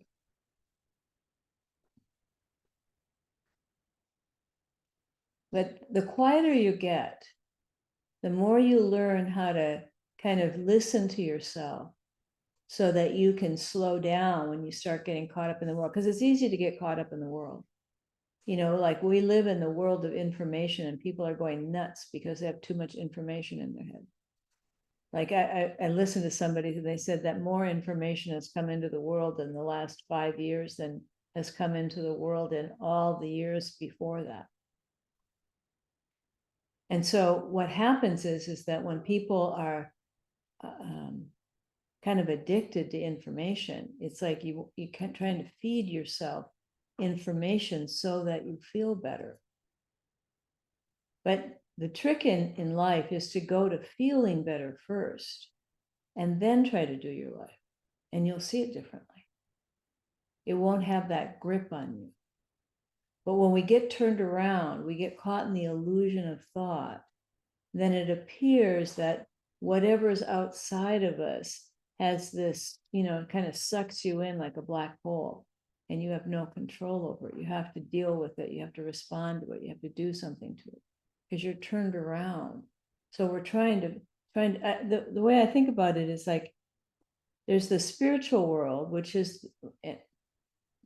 not the, you know, woo-woo spiritual world, but there's the formless energy world that creates all things. And there's a world of form. And the world of form is all the people and the places and the stuff we do, the work, all that kind of stuff. And the formless world is a world of love. That's why I love the topic of this retreat, is that living in love, working in love, in that feeling. But what we tend to do is we tend to go to the formed world in order to get to this world. But you can never get there that way. You have to go to change your feeling first, and then you'll see your life differently. Then you can see what to do in your life to make it better. So that's kind of what you want to do, is just go back to that feeling of mental well-being. Just slow yourself down, take a breath, you're fine. And then when you look at your life, you'll see like, oh yeah, I've started getting caught up in this, or I've been doing too much of that, or whatever. And you'll see for yourself what you can change to live in a deeper feeling of love for life, and slow down enough to feel it. Otherwise, we're kind of rushing through life, and you get to be my age and you look back and you're like, whoa, where did it go? But the more you slow down as you're going through it, it's like you quiet down to see the beauty around you, to see how everything is very perfect for you.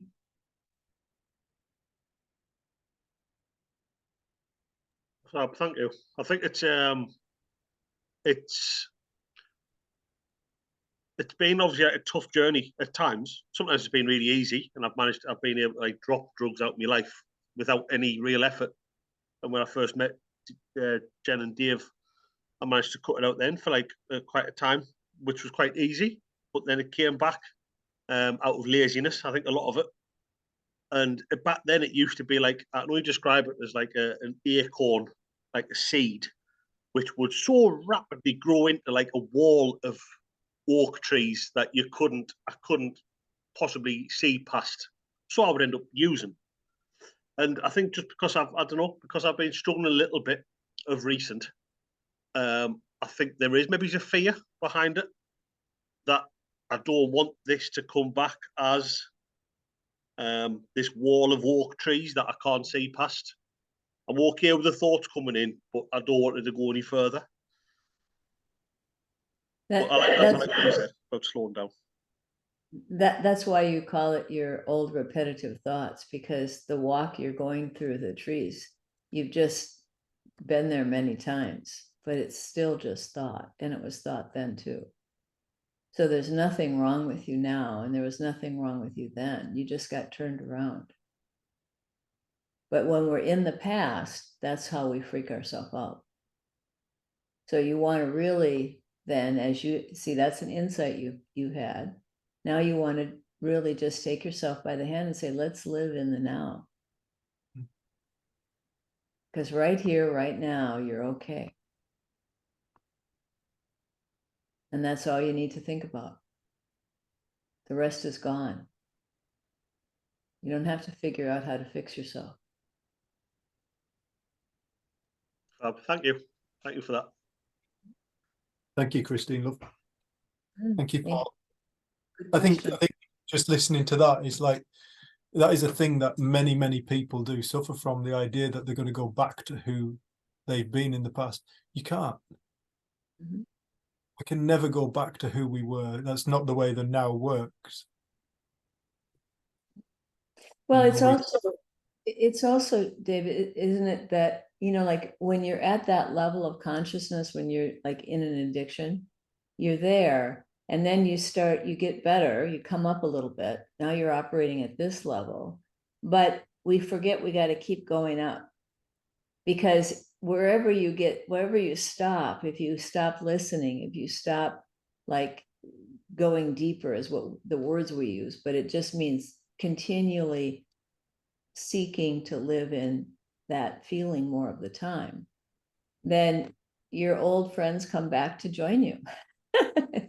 Here they come, your little thoughts come back to join, let's have a party, you know. And it that happens. I mean, I've been doing this 40 years, and when I get thinking too much and I start to get in a little bit of a low mood, the same thoughts that I had 40 years ago are right there to greet me at the door saying, can we come in now?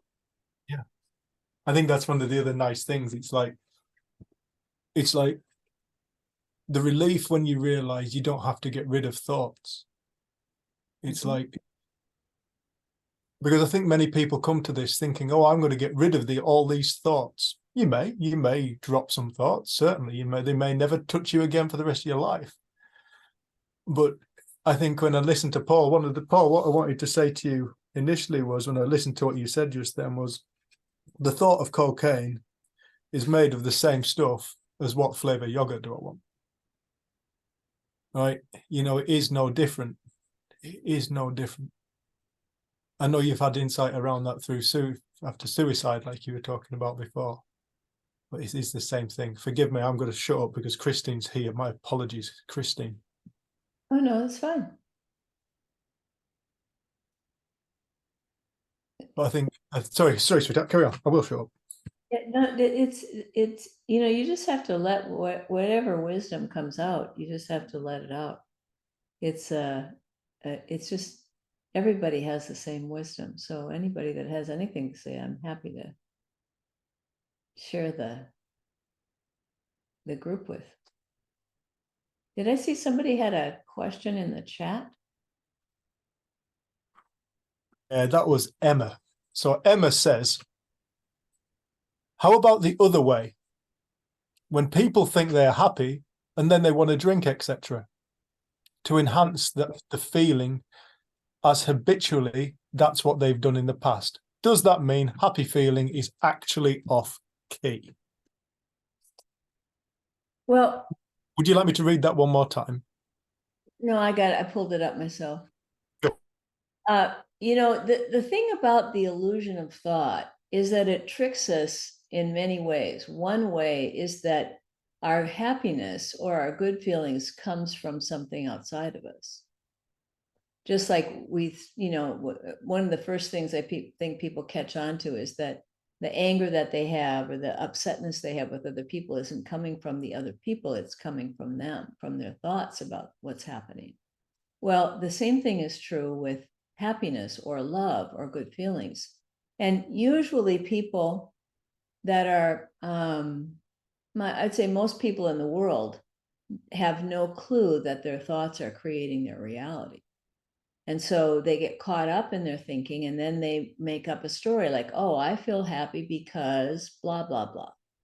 And what happens when people take substances is it does alter your state of mind a little bit. So if you're anxious and you drink alcohol, it's a little bit of a depressant. So you get a little bit of a more relaxed feeling, or you might be more social. Like I worked with this, a chef, world-renowned chef, and he was absolutely terrified of socializing with people. And so he would drink all the time because he said, if I don't drink, I'm no fun.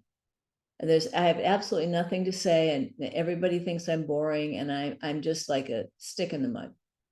And so he said, so I need to drink, which is why he came to see me, because he was drinking too much. And I said to him, I said, well, let's do an intensive. So he came over. I was living in Minneapolis at the time, and we would go to dinner every night. And of course, the chefs in the restaurants that we went to all knew who he was. And so when we got there, they would, the chef in the back would pull out all the stops and make the best dinner and come out and talk to him. And he'd get up and he'd talk away and have this great conversation. And he was very interesting, and he was not drinking. And so I said to him, I said, so what do you make of that? That here we are. He said, well, that's not me. That's the chef in me. He said, when I'm just being me, then I can't do that. I said, well, what if the chef is the real you, and the guy you're sitting with is just the one you made up? And he goes, what? I said, well, when you're doing your work, you're in a beautiful feeling, you're talking to people, you're engaged, and you forget about yourself, don't you? He goes, yeah. And I said, and when you're sitting there and you're thinking about how you don't make conversation well and you can't talk to people, you're thinking about yourself all the time, aren't you? And he goes, yeah. I said, so what if the other guy is really the healthy you? That's the true you. That's your true self.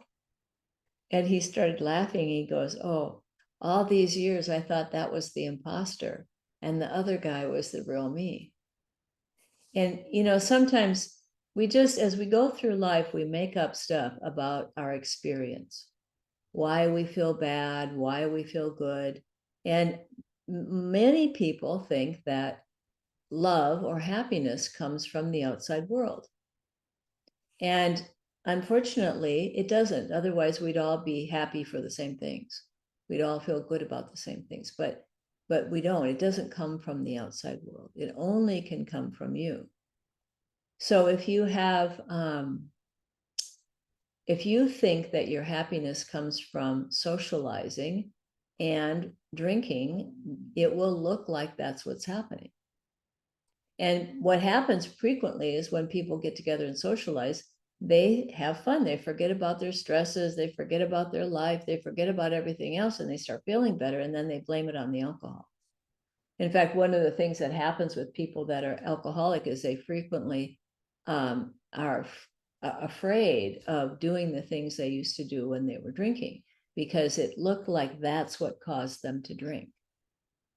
So you just have to remember that whatever a person is feeling, we make up stories about that, like why we feel that way. So if you think that drinking alcohol will make you happy, I can assure you that that's not true, but nonetheless, it might look that way to you in the moment.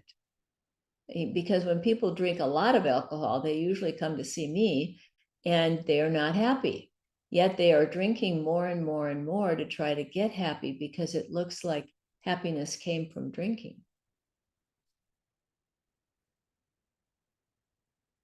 So happiness is Now, the other thing about this is that when you said at the end, a happy feeling is actually off key. Absolutely not. Being happy is absolutely that's the whole point of life, really.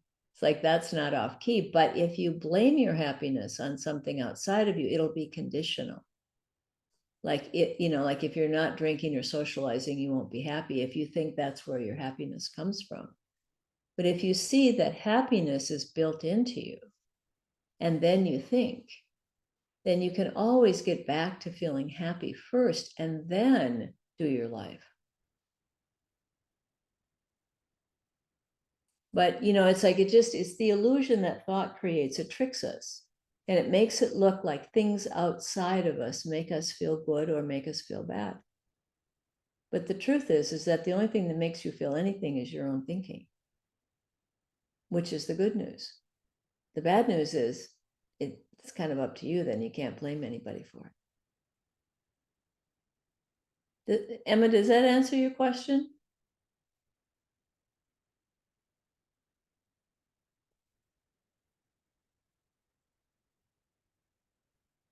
Sorry, Christine. My mute button wasn't working. Yeah, hi, I'm here. Yeah, hi. All right.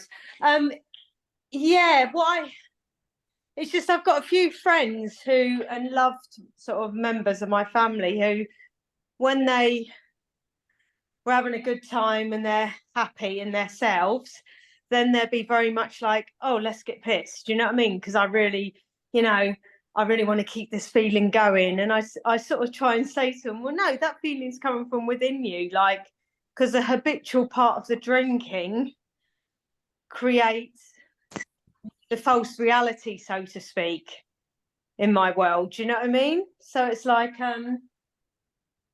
because then they drink and then old habits come in, and before you know it, we're away from the good feeling. That's what I was trying to say. Do you know what I mean? So a lot of people tend to escape with alcohol and drugs and shopping and then the range of addictions. What I was sort of meaning is when people are happy, they can also fall into habitual patterns. Well, there's a difference between being happy and being excited. Excited is kind of like the best feeling you can feel through thinking. So people tend to try to get excited about life, to get kind of wound up about life. But that's different than kind of that happiness for no good reason. Because that's a deeper feeling. That's a different state of mind. But the world lives in a place where everyone is thinking so much and looking for their good feeling. I mean, that's kind of I think the path of everybody's on at one level is trying to live in a good feeling, not knowing where it is. So we look outside of ourselves and then it looks like it comes from this thing or that thing. And it's just a big illusion. So when other people are caught up in that, you just have to remember that they just can't see it. And you take care of yourself, because if you take that time to tell them that their happiness is inside of them, they're probably not going to listen to you. And they're going to think you're a little bit nutty. But, it's kind of like living in that feeling and just staying in a beautiful feeling yourself is the best way that you can touch other people at a time when they can listen. But people live in this world where they're going so fast, and the best feeling you can conjure up by thought is excitement. But when you're excited, it's conditional to whatever you think is making you feel good. And when that's gone, then you go back to feeling lousy again, because your old negative thinking comes back in. So people tend to get excited about things and then they don't have anything new to be excited about. So they kind of drop down and they'll say, like, how are you? Oh, I'm okay. I'm okay. And then if they still don't have anything to get excited about, they drop down into, I'm bored. This is so boring. I can't believe I'm so bored. And if they still don't come up with something, it drops down into depression. And so what people do is they start coming down, they think of something to do to come back up here again. Oh, I got to get excited about that. Oh, what about, well, I got to go do this. Oh, let's go party. So you're thinking of things to try to create that feeling. But to me, that's an indication that people know they could feel better. That's our own innate health kind of tapping us on the shoulder going, you are going too fast. But because we don't know what it is, we come up with thoughts that we think will make us feel better, rather than seeing like, oh, I'm going too fast, I got to slow down. So what people get addicted to is always their best shot at trying to feel better. So it could be working too much, it could be sex, it could be drugs or alcohol. I mean, that's why, you know, when you look at addictions, I'll look at the physiological component to it, why people get addicted. But the truth is that people get addicted to a lot of things. None of them have chemicals in them. And but there's the addiction part comes from thinking that that's what you need to do to feel good. So you're kind of always chasing it. Your good feeling is always inside. You just have to learn to turn around and look at it. And then when you're in a good feeling, you can go out and have fun no matter what you're doing. But people, everyone knows they could feel better. It's just in the world we live in, we go to memory, we like go to thoughts of what other people have done to feel good. So if you come from a family where people drink a lot to socialize, you forget about the part where they fight at the end. You just remember like, oh yeah, let's have this great feeling, which lasts for X amount of time. And then if people keep drinking, it usually ends up in a fight or someone getting their feelings hurt or, you know, some kind of bad interaction. Because people aren't really functioning in a healthy state of mind, they're in a hyper state of mind.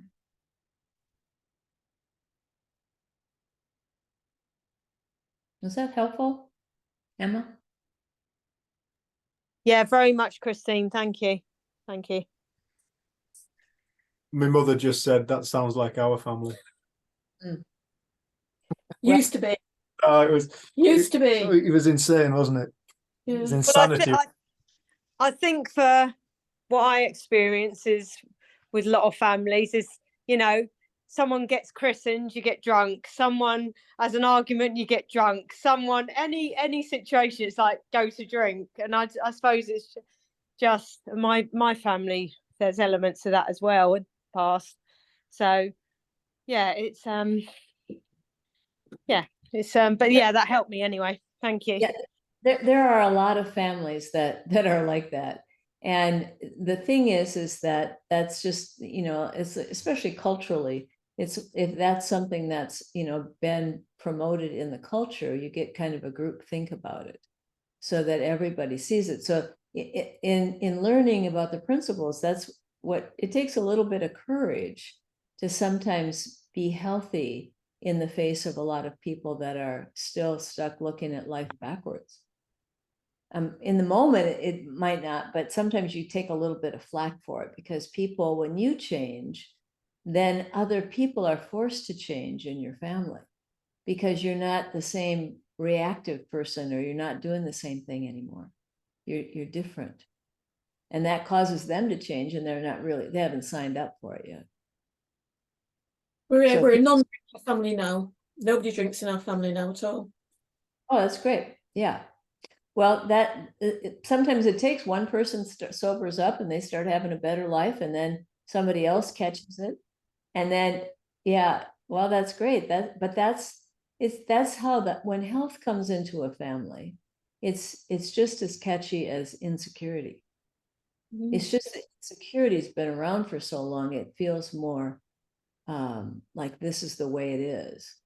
So to have the courage to say like, oh, I want to live differently. It's a wonderful ride, but there's lots of opportunities for your ego to get bruised along the way. It's very true. It's very, very true. I remember having a conversation with my good friend of mine who's another cocaine addict, and talking to him about, because I did a lot of work in prisons and going in 12-step meetings and stuff, and I'd often hear people talking, saying, that's your disease talking, that's your disease. And I was looking at these people thinking, you don't have a disease, you're all right. You know, you've got a belief, you carry around this belief with you, and you're shaping your reality. It's anyway, long story short, I was speaking to my friend who came to me for help. He was really struggling with cocaine. And I spoke to him for a wee while, and one day he phoned me up. He said, I've just seen what you mean. I said, what happened? He said, I got in the van this morning. It wasn't through cocaine, it was smoking. He said, I got in the van this morning to go to work. He said, all of a sudden I was filled with this, oh, I need a cigarette. He said, and I caught myself. He said, I saw myself do that. He said, so I looked around. He said, what was it? What was it? There was something that caught my attention. What was it? He said, and what I noticed was it was a cigarette lighter in the dashboard. He said, and when I got in, he said, I clocked the cigarette lighter, and then I suddenly felt this need for a cigarette. He said, but that cigarette lighter couldn't have possibly given me that feeling, he said, because it's just a piece of plastic with gas and a flint. It does not create feelings. He said, I must have created that feeling. I must have created that craving. And then a couple of days later, he phones me up and he said he was sat there watching The Simpsons. And he said all of a sudden, he said it was like time stopped. He said it was like everything opened up. He said, and I saw absolutely clearly that my addiction was a thought. He said, and then time came back in. He said, I found myself looking at The Simpsons. He said, I was laughing my head off. He said, I knew I wasn't an addict. Now, that lad, he stopped for about 8 months. Then he got a bit shy of cash. He went out and bought some coke. He used to sell it. He had a couple of lines and he got himself lost again. But thankfully, he'd had enough about him that he could find his way back out again. So yeah, it's an interesting thing. It's when to discover this, you know, there is only one thing actually taking place. Like to have as Sid called it, the ultimate answer, you know, and it's inside of all of us. It's a wonderful conversation we're having. I'm enjoying this. Yeah, you know, I always call it my mind just tricks me sometimes because it seems so real. You know, consciousness is unbelievable in making life look real. And that's what it's designed to do. So it unfortunately does not have a spam detector. So when you pull up a thought or a random thought comes up from your past, consciousness makes it seem real. So the more you catch on to, oh, that's just a thought, it's not really what I want or what I think, it's just a malfunction. You know, like I always think of it as, you know, that everybody's talking about AI and how we have all this artificial intelligence. Well, the truth is that the artificial intelligence that's the most bothersome is the one in our memory, because that's really what we're using. All of our memory is just how we've collected our thoughts through our life. And so it makes mistakes. It's like, you know, I was trying to call Uber and I was walking or something. So I'm using the voice. I said, open Uber and I'll call Uber. And it started to call a client of mine whose name was River. And I hadn't seen the guy for like years. And his name was still there. I was like, no, trying to get it to stop calling, right? Because it just made a mistake. It heard what I said wrong. And so it did something it wasn't supposed to do, right? Well, our mind does that all the time. You know, like I quit smoking in 1985, smoking cigarettes. And the last time I remember really having a strong thought to use was in 2007, I think. And I remember I was really tired driving home and I thought, oh, a cigarette would really taste good. And I'm like, oh my God, where did that thought come from? Right? So 2 things. One is your relationship with thought as it changes and you recognize that everything you think isn't what you want, isn't what you believe, isn't the truth, isn't good for you, isn't helpful. then you become more suspicious of your intellect and you become much more trusting of your wisdom. Because when your wisdom comes in, it comes in through thought, but it comes in with a different feel to it. So when it comes in, it's like has that feeling of knowing or waking up.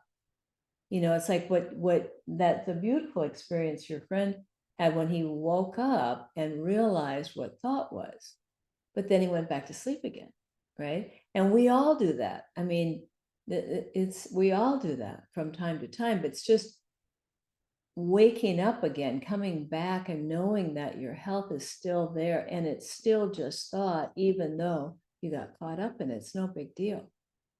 So the less of a big deal it is, the freer you are. So I don't, you know, like if I asked Siri for a restaurant, an Italian restaurant in Hilo, and it gave me an Italian restaurant in Arizona. You know, like I was able to look at that and say, oh no, that's not what I want. So I'm not going to take that in. And that's kind of what we have to do with our own thinking. We have to step back and say like, oh, is that really what I want right now? Or did that just pop out of memory?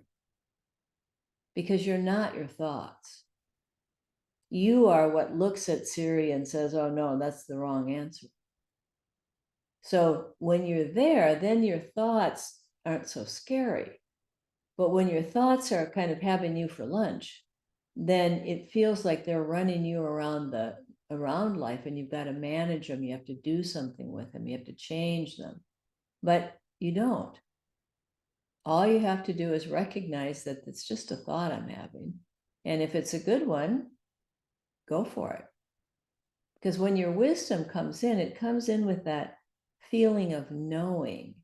Of sometimes it's just like we have wisdom all the time. It's like, oh, I think I'll turn left here instead of right.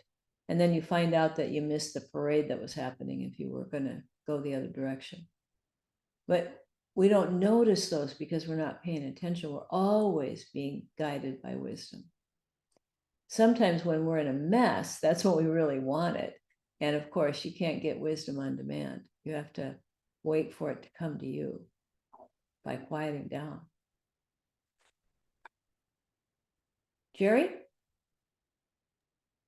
Hi, Christine. Hi. Hey, I've got several friends that fight depression. I mean, nonstop.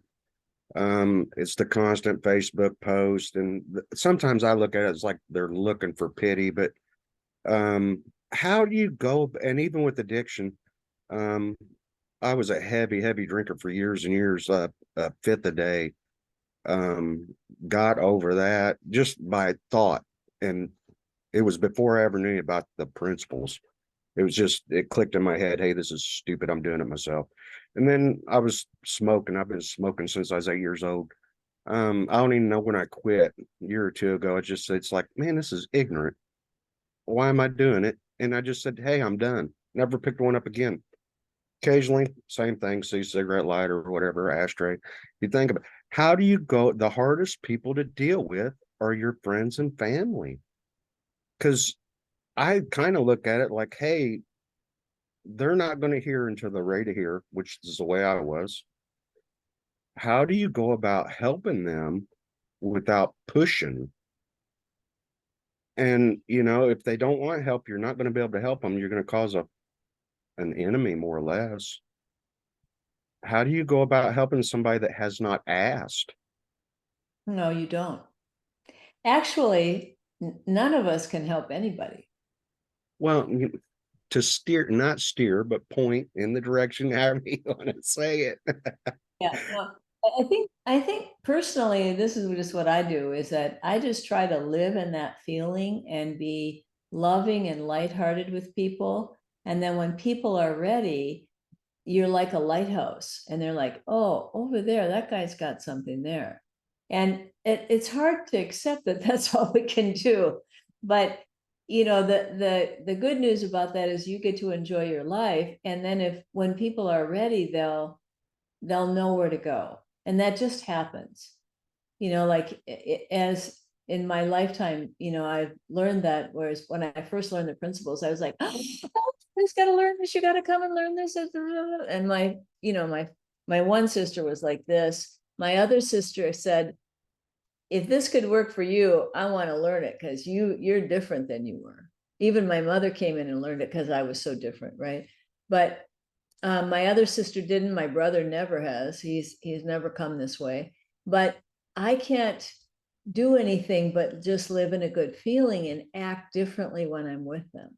Like that's when you're in that state of mind, then when you're with people, you act differently. And if there's an opportunity to say something small or talk for a while with someone from your wisdom, it'll show itself. And that's all you can do. But it's just remembering that it's not your business. Your business is to enjoy your life, is to just share as much love as you can with them. And then you get to live in that feeling. And some people might be like, get away from me, you're too weird. And other people are like, oh, I love being with you. But, it's like sometimes the ones that fight the most are the ones that fall the hardest, because you just never know. You never know. Like I was the last person that people thought would get involved with this, that would change. I was, the queen of negativity and very opinionated at that.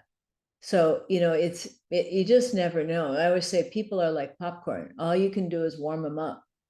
And then some will pop right away, and some of them pop halfway through. Some of them wait till you take it out of the microwave and then they pop. And some of them sizzle. You got to put them back in and try again for a second popping. And see, I'm like you just said, that I'm the opposite total. I've always been a total opposite of the way I am now. Like the flip the switch. And yeah, they think I'm crazy. Yeah.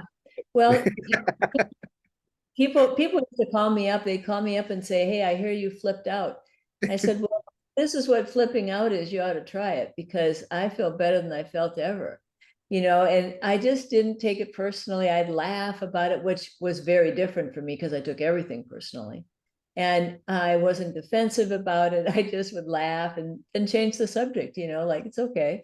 And that disarmed people. It didn't matter what I said or did, because I was in such a different feeling that people could feel that, right? And some people, like my clients, every single one of them, I had 60 clients a week at the time, all addicts, addiction, trauma, everything, the people were victims of sexual or physical violence, most of them. And I think I had 2 clients that dropped away, and they were going to drop away anyway. So it's otherwise everybody could see the difference in me. And they said, like, whatever it is you're drinking, we're following you because you definitely feel better than anything else. So for me, it was like with my family, I was learning to keep my mouth shut. And then just really finding that beautiful feeling, because you can talk to somebody about mashed potatoes and gravy from a beautiful feeling, and they'll get touched by that. It's not in the content of what you say.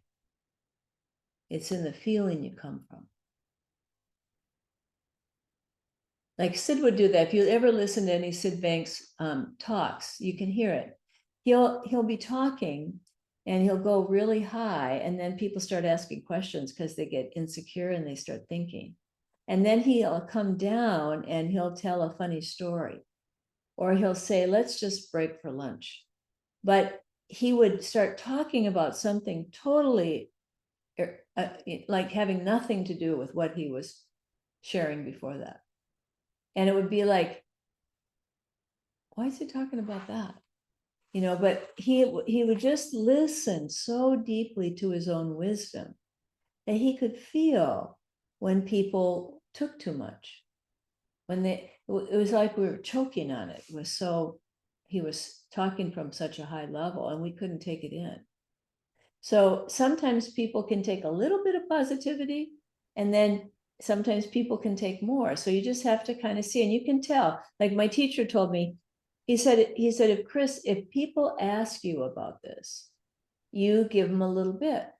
And if they take it, you give them a little bit more. And if they take that, you give them a little bit more. And when they choke, you tell a joke and leave them laughing. So, you know, it's like, you're just like, you know, kind of like in the US, we have Johnny Appleseed, you know, where he went around planting apple trees everywhere, dropping apple seeds.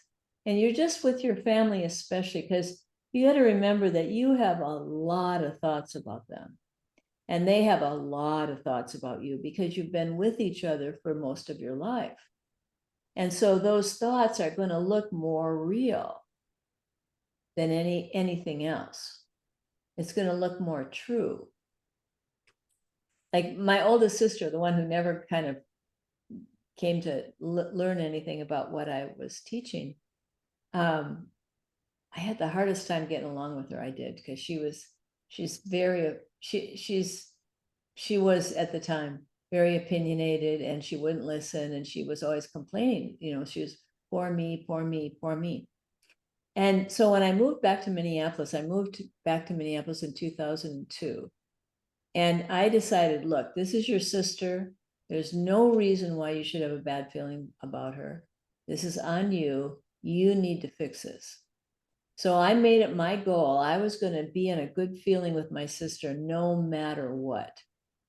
And it was interesting because I talked to my other sister, who actually saw the same thing in the first sister as I did, but she didn't care.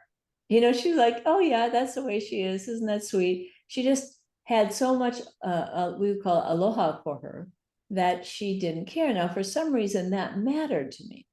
And I thought, okay, well, she sees the same thing I see, and she's in a much better feeling. I better follow her lead. So I remember the first time I got up there and I called up my sister. I said, hi, how are you doing? And she talked and talked and talked. She talked for 45 minutes, at the end of which I said, I have to go now, Cynthia, because I've got to do my paperwork, but it was really great to talk with you. We'll talk again. She said, oh, that's right. Thank you so much. Goodbye.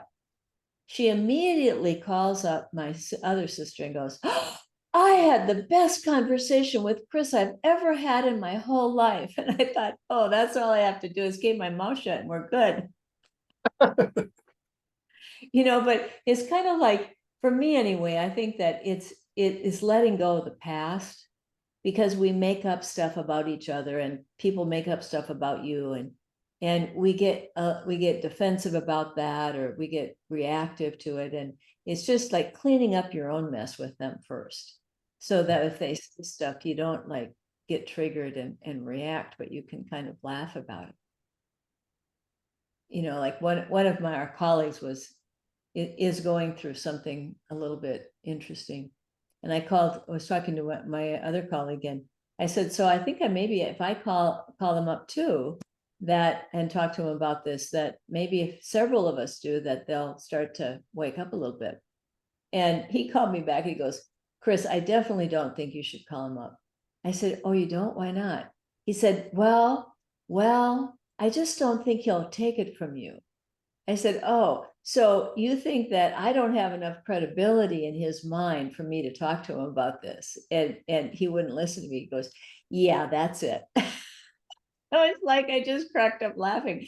Now, there would have been a time when if somebody did that, I would have taken it very personally. It's like, what do you mean? Well, what does he think about me? Well, you know, and it's, you know, I mean, both these guys have been my friends for 40 years. And so we're longtime friends, but it's just interesting how we get thoughts about each other. And people are going to have thoughts about you. It doesn't mean they don't love you down deep. And that's the thing just to remember, is that if we go to loving each other, we go to that deep feeling of love, and then find a way to live with whoever it is from that feeling. You get challenged, but it's so much fun to see how to do that. I love that, Chris. And I think that's a really cool thing Jerry brought up. You know, I know when I came across the principles, I wanted the people you closest to, the people you love the most, you really want them to have this as well. And I call it foie gras, where I grab the old goose by its throat and try and cram it down and get that liver nice and fat full of frigging psychological, spiritual nutrients. But Yeah. it didn't work. But one of the things that it just repelled people. One of the things though that comes to me as you're speaking is like my misunderstanding with that. Like me and my father haven't had the easiest times. Like as I've grown up, me and my dad have, you know, for a lot of our lives, we were like two stags in the same house, butting heads. I mean, we used to get rough with each other, and you know, we were always grumpy with one another. And I love what you're talking about there, Chris, because it's very easy for us to look in on people thinking that we know who we're seeing.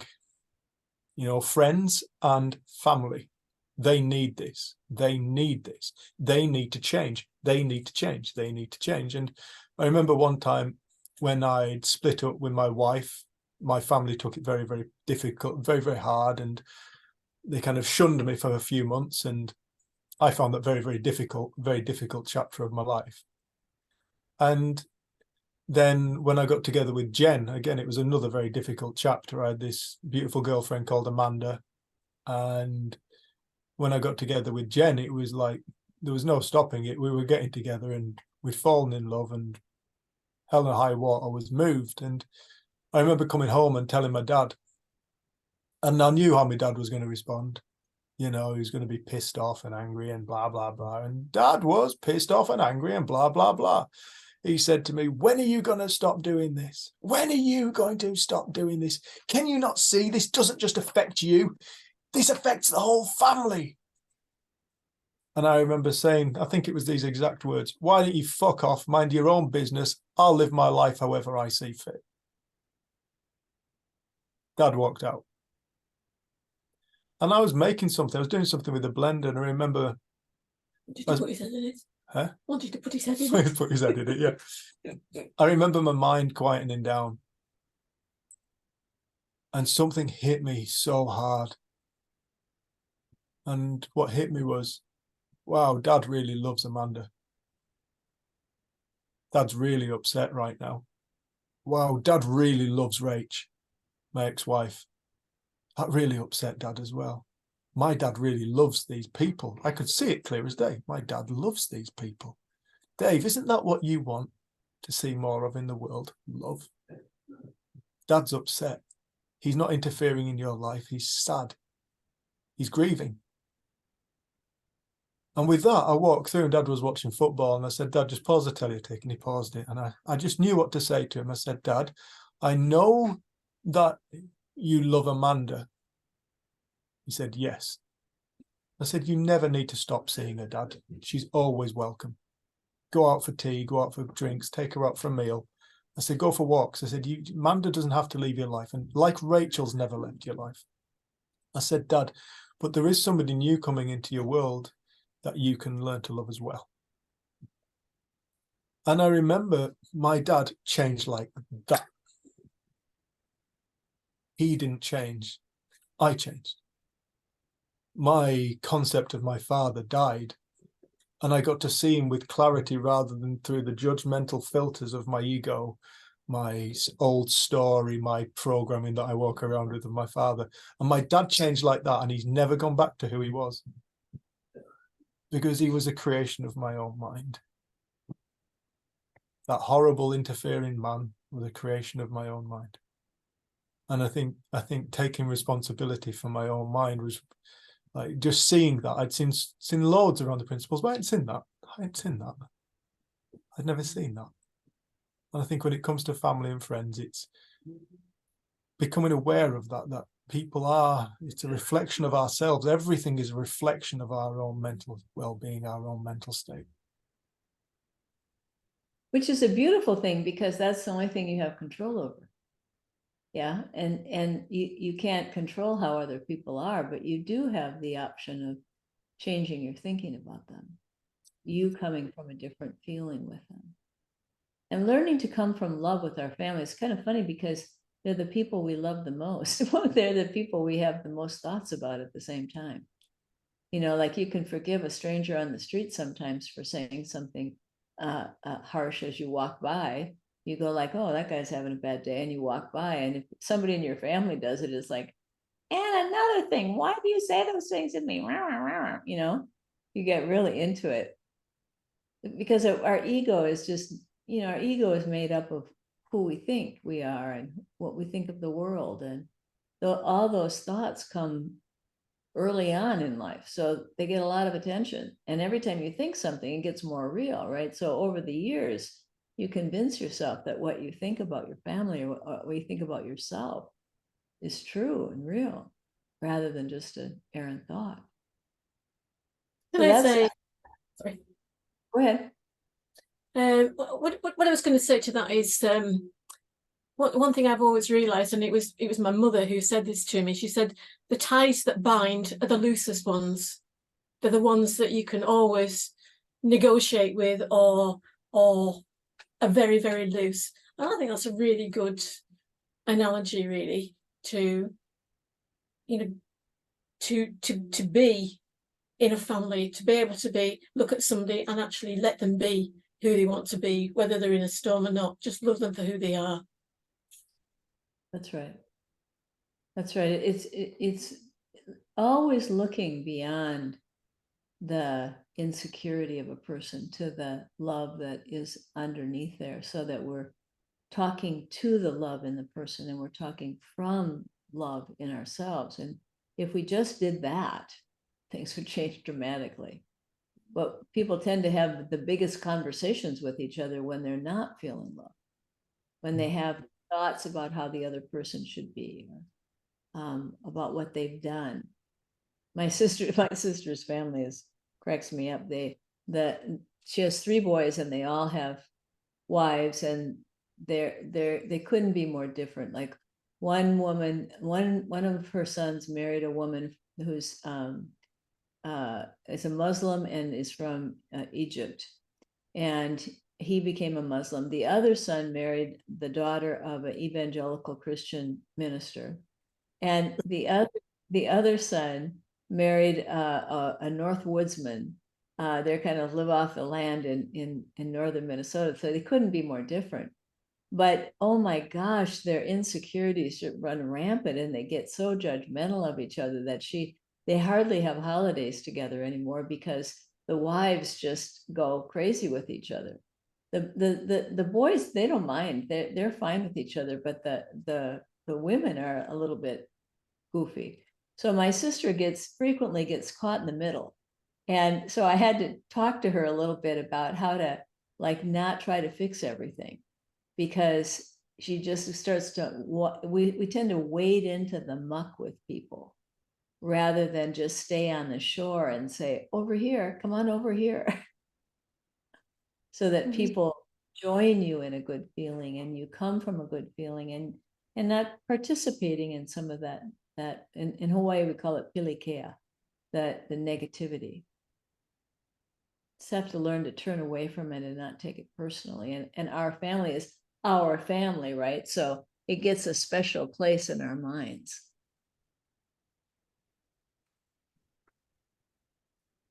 But that's the thing about changing, is that you just have to do it for yourself. You have to be the kind of sister you want to be. You have to be the kind of wife you want to be. You have to be the kind of son you want to be. And if you just do that, that's a lot. Because we tend to get caught up in everybody else's business and we don't do anything about our own business. So, you know, that old saying, mind your own business. Well, that's true. Keep your mind on your business and you'll be fine. It's just that we frequently like to tell other people how they should do their business, because it's not like how we would do our business.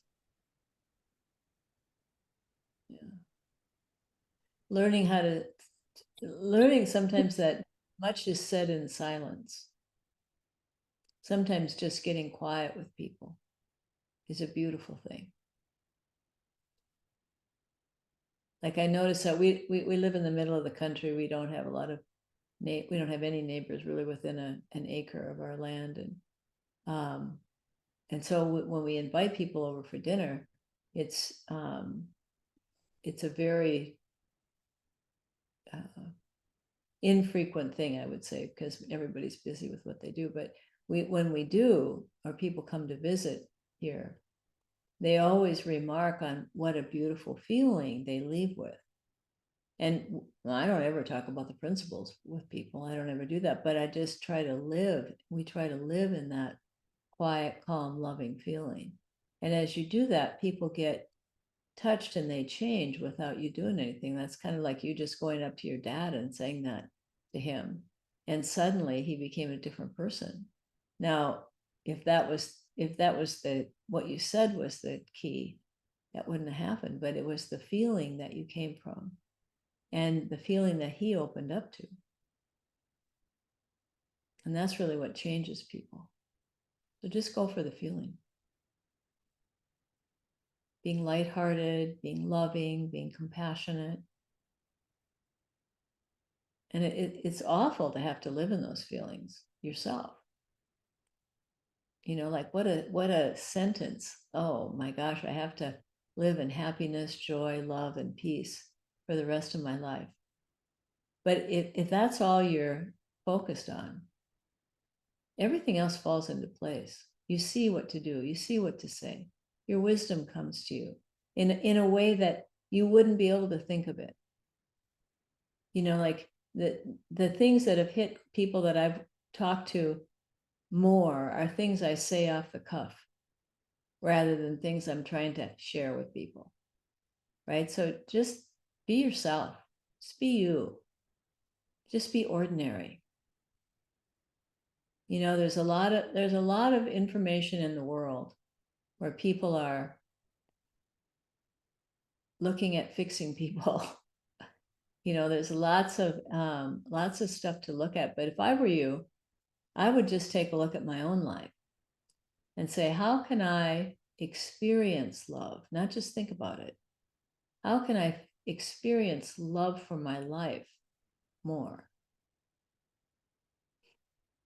So, you know, the more you engage with life, the better. So the less you engage with electronics, the better. Because you're just doing computer to computer that way. So get out, walk, look at people, talk to people, be in the world, be in the feeling in the world. So you're walking through life from this space of wonder. Everything is interesting, amazing. You know, like one of the things where I live is there are no streetlights. So the stars are absolutely brilliant. It's like you can go outside and feels like you could just touch them. And it's like when I'm out at night, like sometimes I get up to go to the bathroom in the middle of the night, and I'll look out my window in the bathroom and I can see the stars, and I just have to go outside and just soak it in for a minute because it's so beautiful. Now, the stars are like that almost every night, but sometimes I just take the time to see it. And the more we see that in our family, the more we see it in life, the more we see it in the world, the more there will be of that. And right now we need that in the world more than anything.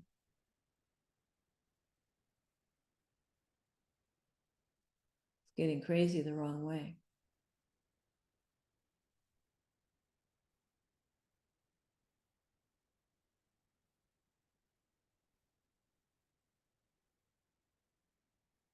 Nature has a way of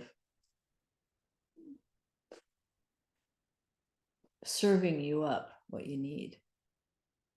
And sometimes what we need is not what we think we want. So you just, for me anyway, it's just always to go deeper means for me to clean up my own thinking, to live in more positivity and love, and to share that with the world in whatever way I can.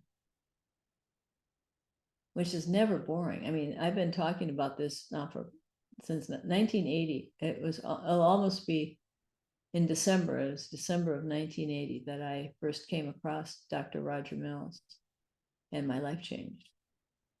And I mean, I could retire, but what fun would that be? I mean, I'm sure it would be fun, but it's not as much fun as sharing this in the world.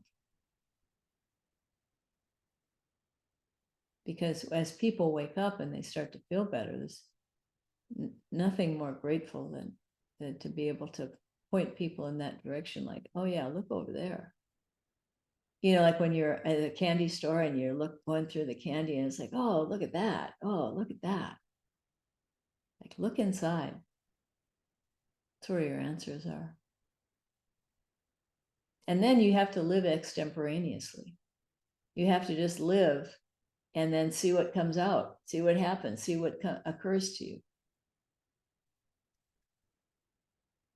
You know, like my one of my colleagues, Rita Shuford, called me up and she said, Chris, the psychologist put out of this RFP to work with a health clinic on the island of Molokai. Molokai is a very, very small island in the Hawaiian Islands, and it's very poor, and it has really bad health care.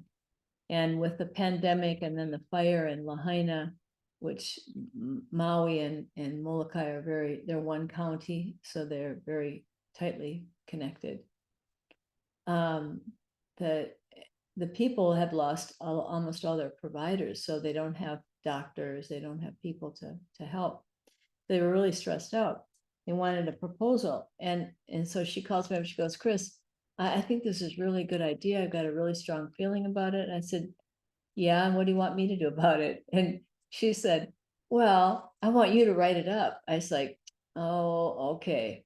Because like, I'm thinking to myself, do I really want to take on a big project like this at my age? Do I want to do this? And then she just kept talking about how she got this feeling about it. And I just know that's the feeling to follow. So I said, okay, here I come, let's go. So we started doing this project, which has been a gas. It's lots of fun. And next week we'll do my first in-person training with people since before the pandemic. Right before the pandemic, I did one. And you know, I feel like I'm just starting over again. I haven't done it. I haven't seen, you know, it's like, oh, do we do this? Do we do that? It's so much fun. It's just like, it's just to do something fresh and new. It's just like such a gas. And it's going very well so far. And we're doing it in a way that we've never done it before. So no matter how long you've been doing something, no matter how long you've known somebody, no matter what you're doing, you can always see it fresh and new. And then you never have boredom. If you're bored, you're just in your memories. Get out and get into life. Clean your own thinking up.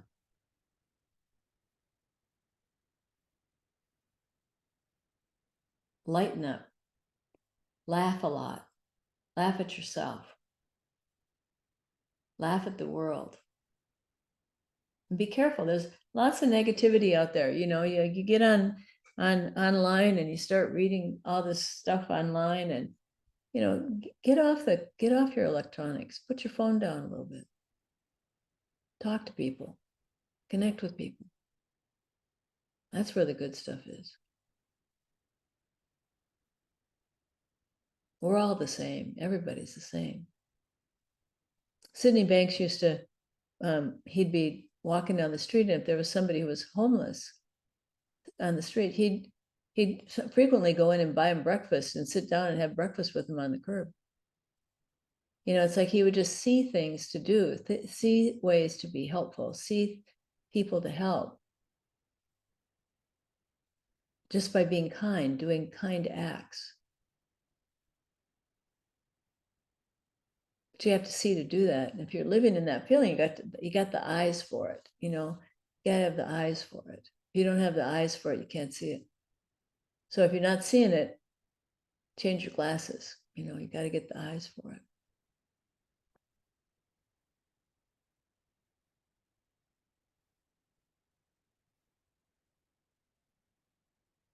Anybody else?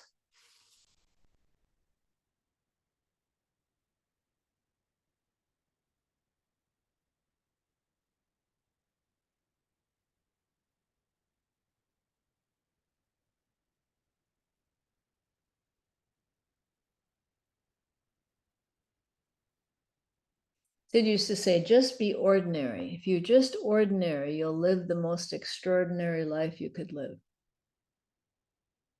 People are frequently trying to be extraordinary so that they can feel better, but just be who you are. Just be yourself. That's plenty. It's a gift that we even experience anything. Don't contaminate it with the negativity that's around.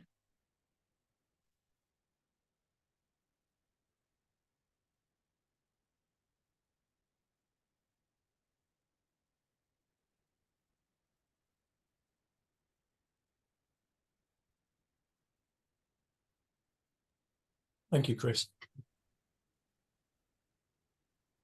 Thank you very much. That was beautiful. Everybody I can see on screen looks pretty still. That's beautiful. Thank you so much for coming. Jen's just coming in now. Just say goodbye. Yeah. Thanks, my back. I've been listening in, Can you shut that down? Good. but chasing Lucy around the house. She's- How old is she? Is she 2 now? 19 months. 19 months. Okay. She's a beauty. Oh, she's ace. She's a beauty. Hi, sweetie. Hi. Hi. Hi. I might be coming to, I think I am coming to London for the conference in the end of June. So maybe you guys will be there. I can see her in person. Yeah, Yeah, we we'd will love to be. meet up. Your sister's just bought her ticket, actually. Has she? Yeah, so I said we're. Great. It'd be so nice. It's been so long since I've seen people in person. It would be so nice just to go and see everyone. Yeah, Judy's going to come too. Judy Sedgman is coming, and Mark and I think are both coming. I'm sorry, I coughed Mark and Howard. Mark Howard. Go. Oh yeah. Yeah, so Oh, that'd be lovely to meet you, Chris. yeah, I'm Judy, she's like, she's had some health problems. So she's been working out at the club. She's went to her trainer and she said, okay, I want to go to this conference. I want you to get me physically well enough that I can travel on the plane and do that. So she's now working out 5 days a week. And she's working, I forget what she's doing, but she's doing a bunch of stuff so that she can come. So she's Good excited. luck. She was like, Good. oh, I can go. I'm too old. I can't ride in the plane that long. I said, it's not that far. Buy yourself a business ticket so you can lay down. Well, it's and I said, nah, come on. You got one left in you. So she's, she'll be 81 by the time we get there. And but she got thinking about that. And then you could see how she woke up. She goes, yeah, I could do that. I could do that. She's like the poster person at her club. She has there's a little club workout place just down the road from her, and they're all in amazement with her. And one day she was on the treadmill and she was watching a class, and her trainer came up to her and he said, I know you're looking at those people in that class wishing you could do that. He said, and they're all looking at you wishing that they could be like you when they get your age. Oh, I can't believe she's 81. Because I saw her online at Viva a few years ago now, maybe 3 years ago. And yeah, she just doesn't look any different from when I saw her in person 10 years ago. I know it. She lost a bunch of weight and she's just taking care of herself blissfully. But yeah, so she's coming. She's excited about it. We're both pretty excited about it. well, it'd be lovely. It'd be lovely to meet up, love, and we'd love you to meet Lucy. Yeah, she's brilliant. Yeah. She's brilliant. Yeah, Maybe we can go to dinner or something when you're there. that would be lovely. That'd be really nice. That would be really, really nice. Come here. Come and say hi. Come and say. You're in a mummy mood today. She's always happy. She's got a cold and a bit of a temperature. So today hasn't been. It's been a gripey She's not day. quite sure what she wants. So we've wandered around the house, looking at things, getting in boxes, getting out of boxes, opening doors, closing doors. sticking stickers, peeling stickers.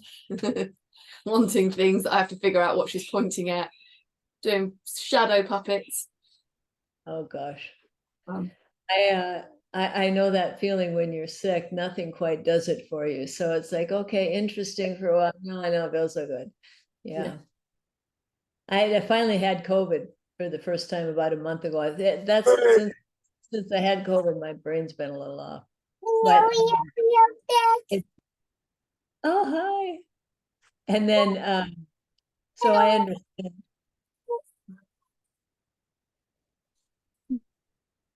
Okay. Well, thank you so much for asking me to talk. I just love you guys, and I seems like you've just got a wonderful group here, and so nice to see you again.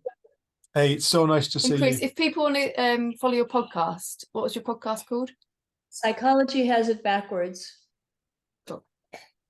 And it's